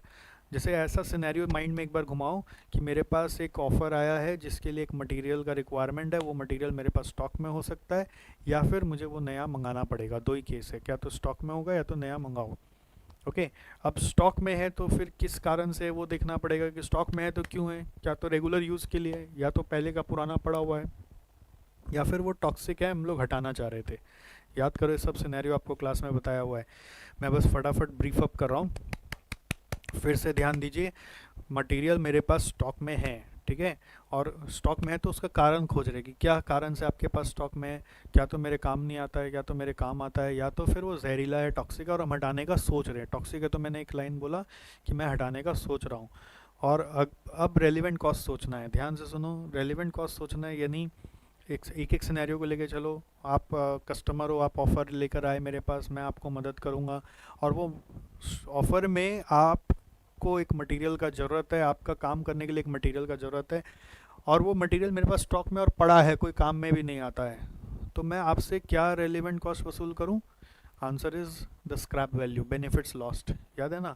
फिर मैंने ऐसे भी सिखाया था, हो सकता है कि अगर आप नहीं आते तो ये मटेरियल को मैं कुछ और प्रोडक्ट बनाने में लगा लेता, तो फिर उसका रेलिवेंट कॉस्ट क्या होगा? स्क्रैप वैल्यू और वहाँ पे जो नेट इनकम आ रहा है, दोनों में जो हायर है। ध्यान से, मटेरियल मेरे पास पड़ा हुआ है, मटेरियल मेरे पास रखा हुआ है, नॉन मूविंग है, स्टॉक में पड़ा हुआ है, काम नहीं आ रहा है, ओके, और वो मटेरियल आपके ऑफ़र में ज़रूरत है। तो मैं, आप एक मिनट, अच्छा मिला सिद्धार्थ अग्रवाल, आपने एक अच्छा पॉइंट बोला, आपने लिखा सिर्फ स्क्रैप वैल्यू ले लो। यही रॉन्ग होता है आपका, सिर्फ स्क्रैप वैल्यू क्यों ले लो भैया, ये गलत बोल रहे हैं आप। आपको ऐसे दिमाग में बिठाना है कि मेरा रेलेवेंट कॉस्ट इज स्क्रैप। अगर ही मैं सिर्फ कर रहा होता तो स्क्रैप हो सकता है ना कि अगर आप नहीं आते ऑफर लेकर तो मैं उसको कोई और प्रोडक्ट में ले जा सकता था, वहाँ से कुछ इनकम कमा सकता था, तो वहाँ पे इनकम ज़्यादा आता तो मैं तो वही करता ना। तो आप ऐसा क्यों बोल रहे हैं कि स्क्रैप वैल्यू लेना है? आपको हमेशा याद रखना है कि सर, जो बेस्ट यूज़ आप करते हैं ना, मतलब अगर ऑफ़र नहीं आता तो मैं अपने मटेरियल का कोई बेस्ट यूज़ करता। बेस्ट यूज़ मतलब क्या, तो स्क्रैप करता या कोई और काम में लेता, तो जो दोनों में हाईएस्ट इनकम मुझे देता मैं तो वही कर रहा था। तो वो हाईएस्ट इनकम आपके लिए अपॉर्चुनिटी कॉस्ट है। इसलिए मैंने यहाँ पे देखो, रेलेवेंट कॉस्ट में बेनिफिट लॉस नहीं लिखा, मैं बेनिफिट लॉस लिखा, स्क्रैप वैल्यू नहीं लिखा। बेनिफिट लॉस का मतलब है हाईएस्ट ऑफ जितना भी अपॉर्चुनिटी आपके पास है, क्या तो स्क्रैप है या आप सब्सटीट्यूट करोगे, सब्सटीट्यूट वैल्यू, या फिर आपका कोई प्रोडक्ट आप बनाओगे, न्यू प्रोडक्ट बना लोगे उससे, तो उसका इनकम जो भी है हाईएस्ट लेना है। खाली स्क्रैप वर्ड दिमाग में मत बैठाइए, ओके। या डिस्पोजल कॉस्ट होगा तो वो नेट हो जाएगा। अगर कोई भी कॉस्ट ये इनकम को पाने के लिए आपका लग रहा है, डिस्पोजल कॉस्ट लग रहा है, तो वो आपका नेट कर लेंगे। थैंक यू तेजस, ये भी आपने ठीक बोला। Highest of scrap, substitute and conversion, ठीक है, conversion into new product. Now second is, अगर वो मटेरियल मेरे काम में आता है, रेगुलर यूज़ का मटेरियल, और आप बोलते हो ऑफर के लिए चाहिए, तो फिर भैया आपको ये मटेरियल दे दूंगा तो मेरा रेगुलर काम कैसे चलेगा? तो इसलिए मैं क्या बोलता हूँ, रेगुलर स्टॉक को छोड़ो, नया मंगा के दे दो। यानी relevant cost is current market price, current purchase price, okay. Current PP मतलब करेंट परचेज प्राइस, ओके। ये मैं स्टॉक से भी दे दूंगा तो तुरंत मुझे स्टॉक के लिए नया लाना पड़ेगा, तो मेरा चला के कॉस्ट, नया कॉस्ट है, तो नया कॉस्ट मुझे चाहिए। और थर्ड केस, अगर मेरा मटेरियल पड़ा हुआ है, टॉक्सिक है, टॉक्सिक का मतलब रेगुलर यूज़ नहीं है, टॉक्सिक का मतलब इम्प्लाइड है कि मैं उसको हटाने ही जा रहा हूँ, वेटिंग फॉर रिमूवल, ये ध्यान रखिएगा, ये इम्प्लाइड अजम्पशन है कि मैं टॉक्सिक है तो उसको हटाने ही जा रहा था कि आप आ गए कि सर मेरे को तो ये मटेरियल लगेगा, तो मैं बोला मेरे तो हटाना था तो मेरे हटाने का जनरली उसका कॉस्ट होता है, तो आपके कारण मेरा कॉस्ट बच गया, तो वो क्रेडिट मैं आपको दे सकता हूँ, कॉस्ट बाजार में देता वो आपको दे दूंगा, ऐसे सोच रहे हैं। अगर वो टॉक्सिक चीज़ को हटवाने का 1000 रुपये लगता तो मैं आपको 1000 रुपये का बेनिफिट दे सकता हूँ। ऐसे नहीं करते जनरली कि वो कस्टमर को कैश दे देते हैं, मैं आपको क्रेडिट दे सकता हूँ। आप मुझे फिर कुछ भी मत दो तो भी मेरे 1000 रुपये बचा, आप 1 रुपया दो तो मेरे 1001 बच गया, आप 100 रुपये दे दो मेरे 1100 बच गया, ऐसे सोचते हैं हम लोग, ठीक है। और अगर वो मटेरियल मुझे खरीदना है, फॉर एग्जांपल मेरे पास है ही नहीं, स्टॉक में ही नहीं है, मुझे खरीदना है, तो ऑब्वियसली जो खरीदने का कॉस्ट है वो रेलिवेंट कॉस्ट है, that is cost of material to be purchased, right. अगर मटेरियल खरीदने जा रहे हैं तो ऐसा भी केस हो सकता था, ये एग्जांपल आपको क्लास में कराया हुआ है कि वो मटेरियल लॉट में मिलता है, if materials are to be purchased in lots, okay. Material अगर लॉट में परचेज करना है तो आपको दो केस ध्यान रखना है कि जो अब लॉट में ख़रीदने जाएंगे तो एक पैकेट का साइज़ है, मान लो बैच साइज़ है, 1000 यूनिट के नीचे मिलेगा नहीं। अब मेरे को ऑफ़र के लिए सिर्फ 700 चाहिए, तो 300 एक्स्ट्रा आ रहा है, वो 300 का क्या करूँगा। तो ऐसे सोचना है कि रेलिवेंट कॉस्ट के समय कि वो जो एक्स्ट्रा मटेरियल आ जा रहा है लॉट में ख़रीदने के कारण उसका क्या करेंगे। तो उसके लिए दो केस हो सकता है कि वो कोई काम का नहीं है, आपका कोई काम का नहीं तो उसको स्क्रैप कर देंगे, उसका स्क्रैप वैल्यू आपको नेट कर लेना है। बेसिकली कॉस्ट क्या होगा, cost of 1000 unit minus scrap value of 300 unit, तो नेट कॉस्ट 700 का आ गया। और अगर वो जो बचा हुआ है वो आप हमारे किसी और कस्टमर के काम में लग जाएगा, हम अपने पास टेक ओवर कर लेंगे, तो फिर हम आपसे 700 का ही परचेज कॉस्ट प्रोपोर्शनेटली चार्ज कर लेंगे, 1000 का चार्ज नहीं करेंगे। मतलब जो कॉस्ट टू बी इनकर्ड है 1000 का ही लगा, बट 300 का जो रिबेट आपको देंगे कि आपके काम में यूज़ नहीं है कहीं और यूज़ आ जाएगा, तो 300 का रिबेट जो एक्चुअल परचेज प्राइस है उस पर ही रिबेट दे देंगे।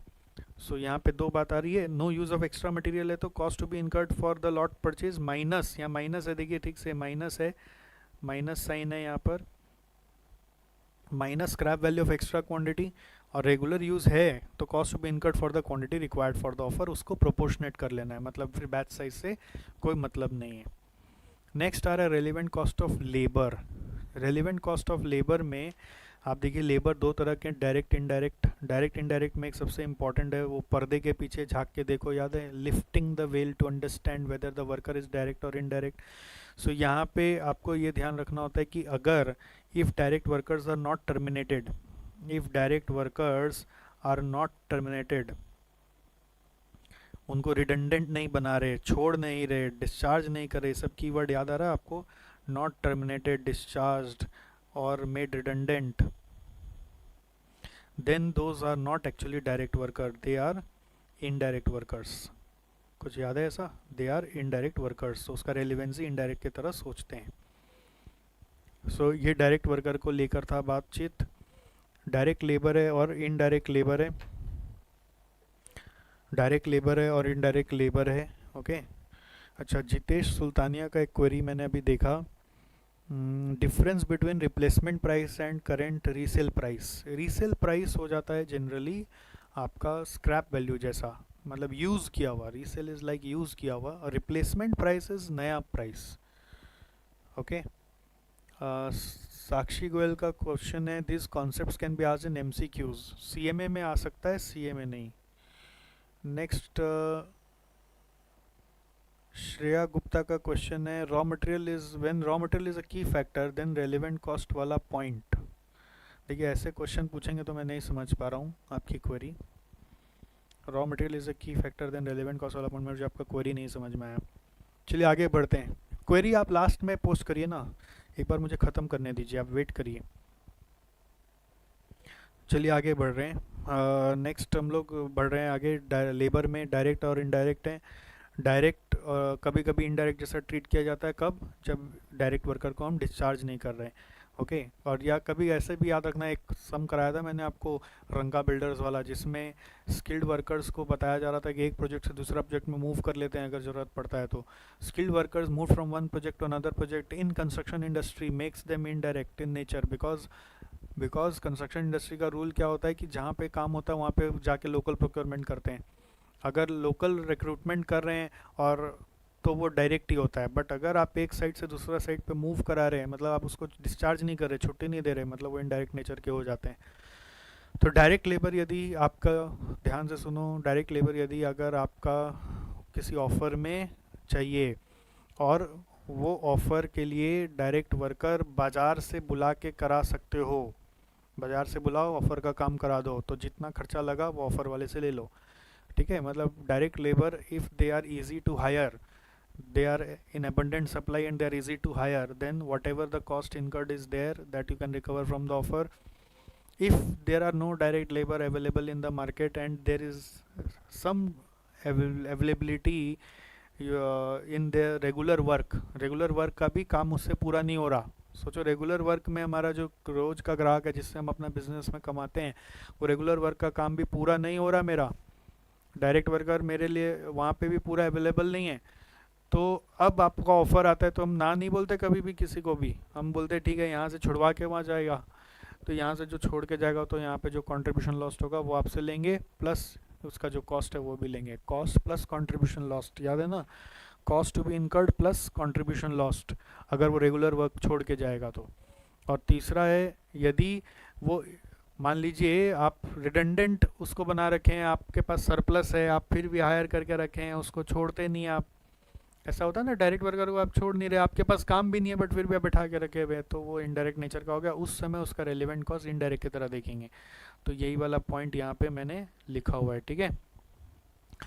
और इनडायरेक्ट वर्कर है यदि और हमारे पास खाली बैठा हुआ है और ऑफर आया, उसमें इनडायरेक्ट वर्कर का कुछ घंटा का ज़रूरत है, तो स्पेयर है, खाली बैठा हुआ है, नॉट बिजी है, तो मेरे को इनडायरेक्ट वर्कर को क्या होता है कि हर महीना का सैलरी देना ही होता है, उनका कॉस्ट कमिटेड होता है। डायरेक्ट वर्कर का कॉस्ट वेरिएबल कॉस्ट होता है, इनका जो कॉस्ट होता है ना वेरिएबल कॉस्ट होता है, इनका जो कॉस्ट होता है वो कमिटेड फिक्स कॉस्ट होता है। ठीक है, तो वो तो वैसे भी मेरे से चार्ज लेगा, अगर वो कुछ भी काम नहीं कर रहा होता तो उसका तो कमिटेड मंथली सैलरी है। अब आपका ऑफर के लिए कुछ घंटे की ज़रूरत है, यदि अगर आपके घंटे के लिए कुछ ज़रूरत है, अगर आपके कंटेंट के लिए कुछ ज़रूरत है, यदि ओके अगर आपके कंटेंट के लिए कुछ ज़रूरत है, ध्यान से सुनो, आपके ऑफ़र के लिए कोई वो वर्कर की ज़रूरत है, तो आपको कुछ अलग से इनकर करना नहीं है, the cost is nil. Okay, the cost is nil, कुछ अलग से इनकर करना नहीं है तो कॉस्ट इज़ निल। और अगर ये इनडायरेक्ट वर्कर कोई और रेगुलर काम में इन्वॉल्व है, ये इनडायरेक्ट वर्कर कोई और रेगुलर काम में इन्वॉल्व है, तो ये इनडायरेक्ट वर्कर कोई रेगुलर काम में इन्वॉल्व है, तो उस समय वहाँ से वो कुछ कमाई ला रहा होगा, तो वो कमाई लॉस्ट आपको यहाँ पे लेना है, but cost to be incurred अभी नहीं लेना, because cost to be incurred उनका कमिटेड है। और थर्ड, यदि कोई इस इनडायरेक्ट वर्कर से ओवर टाइम करा के हम लोग कोई काम करवा रहे हैं, ठीक है, अगर हम लोग यहाँ पर कोई भी ओवर टाइम करवा के ऑफ़र का काम करवा रहे, तो जो ओवर टाइम का चार्ज हमने इनडायरेक्ट वर्कर को दिया वो हम यहाँ पे वो रिकवर करेंगे। एक बार फिर से दिमाग में सजा लीजिए, ये सब चार्ट आपको माइंड में रखना है, ये सब चार्ट आपको दिमाग में पूरा सजा के रखना है। Okay fine, so let's continue. Very small thing now, relevant cost of overheads. Relevant cost of overheads में सिंपल है, वेरिएबल ओवरहेड और फिक्स्ड ओवरहेड दो आता है। ओके, तो वेरिएबल ओवरहेड और फिक्स्ड ओवरहेड दो आता है। तो वेरिएबल ओवरहेड में एक चीज़ बताया हुआ है कि अगर वो पहले से इनकर किया हो तो वो संक है, अगर आप फ्यूचर में इनकर करने वाले हैं तो वो रेलिवेंट है। पहले से इनकर किया हो तो वो संक है और उसको इरेलीवेंट मानना है, और फ्यूचर में इनकर करने वाले हैं तो वो रेलिवेंट है। ध्यान दे लीजिए।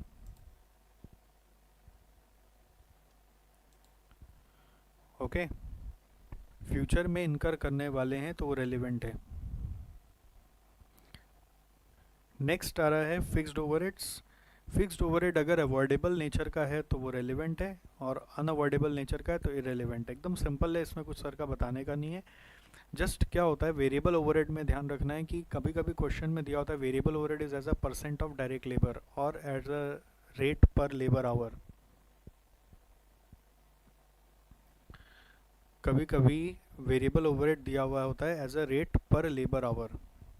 ओके, तो जब परसेंट ऑफ लेबर कॉस्ट या फिर as a rate per labour hour दिया हुआ है तो उस समय एक्चुअल लेबर कॉस्ट को लिया करेंगे, ना कि रेलिवेंट लेबर कॉस्ट को।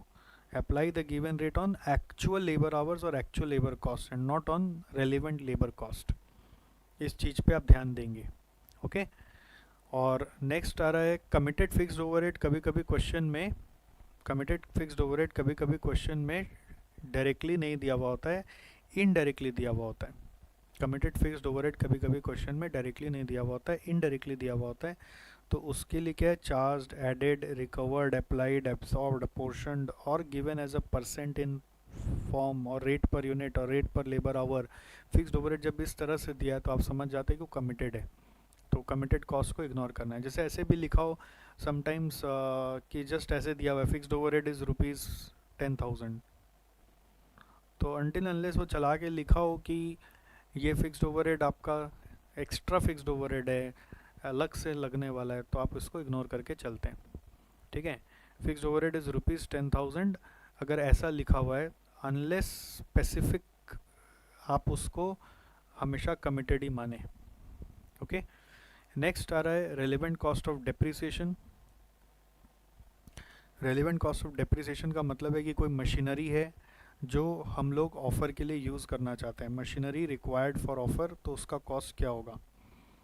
ठीक है, और वो मशीनरी में डेप्रिसिएशन वर्ड का मतलब क्या है कि वो ओन करना पड़ेगा, परचेज़ करना पड़ेगा, क्या तो ओन्ड है या फिर परचेज़ करना पड़ेगा मशीनरी जो किसी ऑफ़र के लिए चाहिए। नहीं तो हम भाड़े पे भी ला के ऑफ़र का काम कर सकते हैं, तो उस समय मशीनरी हायरिंग चार्जेस एक एक्स्ट्रा कॉस्ट है, तो रेलिवेंट हो गई।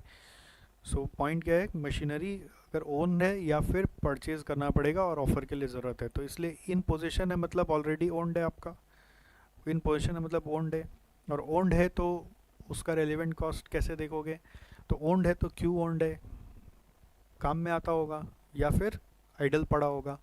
अगर ओन्ड है और आइडल पड़ा हुआ है तो क्यों आइडल पड़ा हुआ है, रखने के लिए नहीं है। हम लोग हमेशा बोलते हैं कि उसको स्क्रैप कर दो।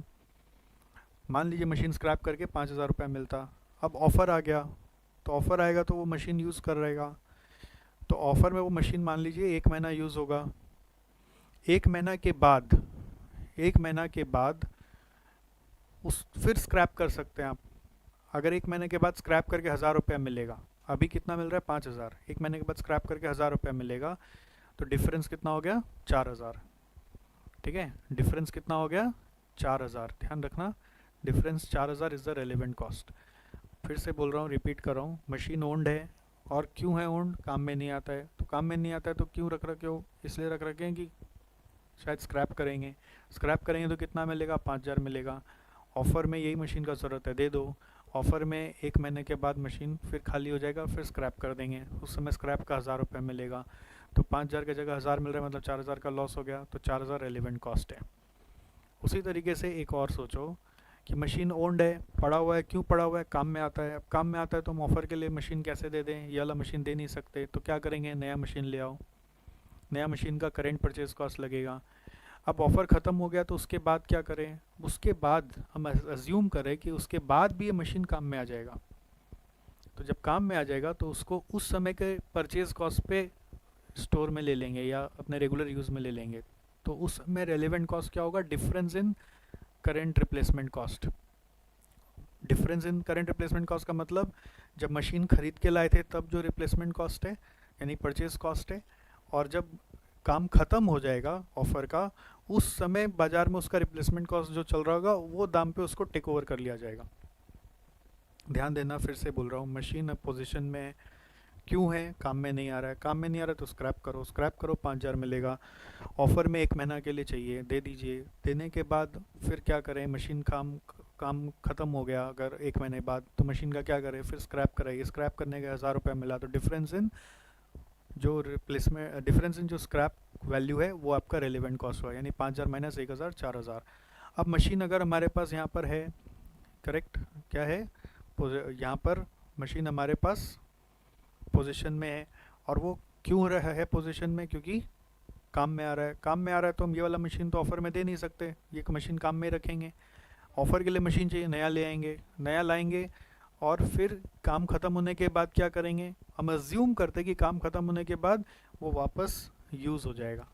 तो यूज़ हो जाएगा तो उस समय जो उसका परचेज वैल्यू मार्केट में चल रहा होगा, रीसेल वैल्यू नहीं, परचेज वैल्यू, एज इफ नया मशीन हम वापस अंदर ले रहे हैं, तो उस समय रेगुलर यूज है तो difference in purchase cost, no other use है तो डिफरेंस इन रीसेल वैल्यू। अब एक केस क्या हो सकता है कि मशीन हमारा टू बी परचेज है, फॉर एग्जांपल मशीन क्या है हमारा, टू बी परचेज है। ओके, टू बी परचेज मतलब हमारा पास मशीन पहले से नहीं है, ऑफर आया तो मशीन लेके आना पड़ेगा। ठीक है, मशीन लेके आना पड़ेगा, तो अब क्वेश्चन आता है कि ऑफर जब ख़त्म हो जाएगा तब मशीन का क्या यूज़। तो पता चला कि ऑफ़र ख़त्म होने के बाद मशीन का कोई यूज़ नहीं है, रेगुलर में काम नहीं आएगा, तो ऑफ़र के लिए लेके आओ, काम करो, फिर काम ख़त्म होने के बाद स्क्रैप कर दो। तो रेलिवेंट कॉस्ट कैसे आएगा, cost to be incurred at the start minus scrap value at the end, purchase cost at start minus resale value at end. ठीक है, purchase cost at start minus resale value at end. इसी तरह से अगर machine हमारा ख़रीदा गया नया और पहले से हमारे पास था नहीं, ऑफ़र ख़त्म होने के बाद हमारे काम में आ जाएगा, अभी काम में नहीं आ रहा है बट ऑफ़र ख़त्म होने के बाद काम में आ जाएगा, तो purchase cost at start minus purchase cost at end, which is we call as difference in purchase cost. जब भी हम अपने पास लेंगे तो हम एज इफ वो नया खरीद रहे हैं अपने यहाँ पर, उस दाम पे टेक ओवर करेंगे। ठीक है, अब इसमें एक अजीब सा क्वेश्चन आता है कि सर जब ऑफ़र स्टार्ट हुआ तो मशीन 5 लाख का है, ठीक है, ऑफ़र एंड हुआ तब बाज़ार में वो मशीन 6 लाख में मिल रहा है, ऐसा नहीं होता है। एब्सर्ड क्वेश्चन है, क्योंकि ऑब्सोलीट हो जाते हैं ना कोई भी टेक्नोलॉजी, तो उसका दाम हमेशा घट जाता है। तो 6 लाख जो आ रहा होगा वो एडवांटेज वाला कोई मशीन होगा, कोई एडवांस मशीन होगा, उसका दाम 6 लाख हुआ होगा, वो 5 लाख वाला का प्राइस गिरा ही होगा, 4.5 हुआ होगा। हाँ, अब आप यूज़ भी किए अच्छे से और फिर आप रेगुलर यूज़ में ले रहे हैं ना, हो सकता है आप यूज़ भयानक तरीके से कर चुके ऑफर में, फिर आप रेगुलर यूज़ में ले रहे हैं, तो आप 4.5 के वैल्यू पे लोगे, क्योंकि उसका नया का दाम 4.5 लाख है, ये याद रखिएगा। तो 50,000 ही रेलिवेंट कॉस्ट आएगा, बस ये कॉन्सेप्ट है। अगर आपको लग रहा है वो इतना भयानक तरीके से यूज़ हो गया कि रेगुलर यूज़ के लायक ही नहीं है, तो आप स्क्रैप कर दीजिए ना, आप क्यों अपने रेगुलर यूज़ में उठा रहे हो उसको, ऐसे सोचना पड़ता है आपको। सो रेलिवेंट कॉस्ट ऑफ डेप्रिसिएशन इस तरह से आपको निकालना है। ओके, सो ये आपका यहाँ पे ख़त्म हुआ। और नेक्स्ट आ रहा है last point, non financial factors और एथिकल कंसिडरेशन, जो मैंने बोला most important for CA final new syllabus, comments लिखने के लिए काम आता है। अगर क्वेश्चन में आ जाए तो कभी कोई कारण से ऑफ़र के लिए कमेंट लिखना पड़े कि इवैल्यूएट तो कर लिया, उसके बाद बताइए कि और क्या कंसिडरेशंस हो सकते हैं, तो आप एनवायरनमेंट के बारे में बोल सकते हो, स्टाफ मोटिवेशन के बारे में बोल सकते हो, गवर्नमेंट रेगुलेशंस बोल सकते हो, अवेलेबिलिटी ऑफ रिसोर्स। खाली ये पॉइंट्स नहीं लिखना, थोड़ा उसको इलस्ट्रेट करना है, एक लाइन, खाली इतना सा कीवर्ड नहीं लिखना है, की वर्ड्स है, not the exact representation of your exam sentence. So availability of resource के बारे में, availability of project sites, corporate social responsibility, moral duties towards stakeholders, good governance and compliances, ये सब कुछ टर्म्स आप use कर सकते हो, जो जिसको लेके आप 2-3 पॉइंट बना देना एग्ज़ाम में टाइम और मार्क्स के हिसाब से। ठीक है, so all these are over now, all these are over now, non-financial factors and ethical consideration are over. So basically we have completed your relevant costing now. I can see some queries. This one student Aman Agarwal is asking, अगर labor rate day to day differential है then what shall be the variable overhead? So depends करता है अमन कि variable overhead का rate कैसा है। variable overhead अगर as a percent of labor cost है, तो जितना लेबर कॉस्ट है उसको टोटल कर लीजिएगा और उसका परसेंट ले लीजिएगा। ओके, और Tejas is saying please use little bit of English. I try to use Tejas, but thing is we have most of the students who understand better Hindi, so we have to balance that. Shreya is asking sir true cost of strike of labour कैसे निकालेंगे? So from where you have got this question, you can take up this question specifically in my online session 1 to 2. Today I may not be available in 1 to 2 p.m. session, but tomorrow I will be available, so you can take up there if you have any detailed question. True cost of strike of labor, ये concept अलग है, तो हम लोग इसके बारे में अलग से बात कर लेंगे। Pallavi Sharma is saying, can you please repeat relevant cost of indirect labor? Yes, I can repeat. Relevant cost of indirect labour, एक बार आप ध्यान से सुन लीजिए। इनडायरेक्ट लेबर हमारे यहाँ पर कमिटेड फिक्स कॉस्ट के बेस पे आते हैं, यानी कि इनडायरेक्ट लेबर हमारे चाहे हम उनसे काम कराएं या ना कराएं, हमसे सैलरी लेंगे ही लेंगे। अब किसी ऑफ़र के लिए अगर हमें इनडायरेक्ट लेबर का ज़रूरत है, तो मेरे मेरे को ऑफ़र के लिए चला के अलग से कोई आदमी हायर नहीं करना, जो आदमी है उसी से ही काम करा लेना है। फॉर एग्जांपल जैसे हमारे यहाँ पे आईटी में एक टीम है, ठीक है, तो वो कमिटेड फिक्स कॉस्ट पे हम लोग रख रखे हैं। अब आपका गो लाइव प्लेटफॉर्म के लिए सपोर्ट का ज़रूरत है, फॉर एग्जांपल ये क्लासेस वगैरह कराने के लिए सपोर्ट चाहिए स्टूडेंट को, तो वो सपोर्ट दिलवाने के लिए, स्टूडेंट को वन टाइम सपोर्ट दिलवाने के लिए मैं अलग से किसी आदमी को तो हायर नहीं कर रहा, मेरा जो एग्जिस्टिंग टीम है उसी से कोई आदमी आके थोड़ा देर आपको सपोर्ट दे देगा, तो मेरे को इसके लिए चला के कोई एक्स्ट्रा कॉस्ट इनकर नहीं करना पड़ रहा, तो इसका रेलिवेंट कॉस्ट क्या होगा? नील होगा, because my team is able to spare that much time from there to here. Now my IT team may be fully busy in some regular work, and if now they are sparing some time here to give you support for something which is not so regular in nature, then the benefit lost from that work will be considered as relevant cost. And in third case, if I am giving them some overtime charges to do this offer work, then overtime cost will become the relevant cost. Okay. uh, so I have repeated indirect labor. I hope this is fine now. Next chapter कल start करेंगे, of course आज कैसे start करेंगे Vikas? I think today session is complete now. Today you have home task. Home task is what? एक quiz है आपका, SCM quiz.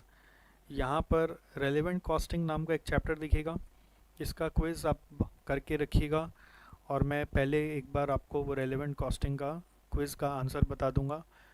Okay, या फिर एक काम करिए, रेलेवेंट कॉस्टिंग का क्विज़ अभी खोल लीजिए, अगर आपके पास है तो आप अभी इसको फिलअप करके रख दीजिए. अगले दिन इसका पहले आंसर बता देंगे और फिर हम लोग नया चैप्टर शुरू करेंगे. ध्यान रखें, रेलेवेंट कॉस्टिंग का क्विज़ आपका होमवर्क है, और मैं तो चाह रहा हूँ कि अगर 2 मिनट लगे तो आप अभी का अभी कर दें तो बेटर है. क्या बोलते हैं, अभी कर लें कि बाद में करें quiz? What is your opinion? अभी कर ले, 5 मिनट लगेगा. रेलेवेंट कॉस्टिंग का क्विज़ PDF नहीं है, हाँ मैं समझ रहा हूँ किसी किसी का PDF नहीं है, इसलिए आज वाला क्विज़ अगले क्लास में डिस्कस कर लेते हैं. और ओके, और आप घर पे कर लीजिएगा अपने आप, बट अपने आप ही करिएगा, कोई रेफरेंस लेके मत करिएगा. जो भी लिखा उसको करेक्ट भी करने मत जाइएगा, वन शॉट में करके रखिएगा. कल सुबह इस क्विज़ को हम लोग हैंडल कर लेंगे, और नेक्स्ट चैप्टर हम लोग कल मेक और बाय और की फैक्टर चैप्टर पे फोकस करेंगे. कल का फोकस है मेक और buy and key factor.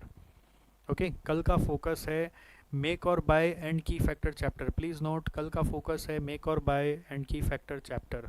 2 chapters will pick up tomorrow, make और बाय एंड की फैक्टर.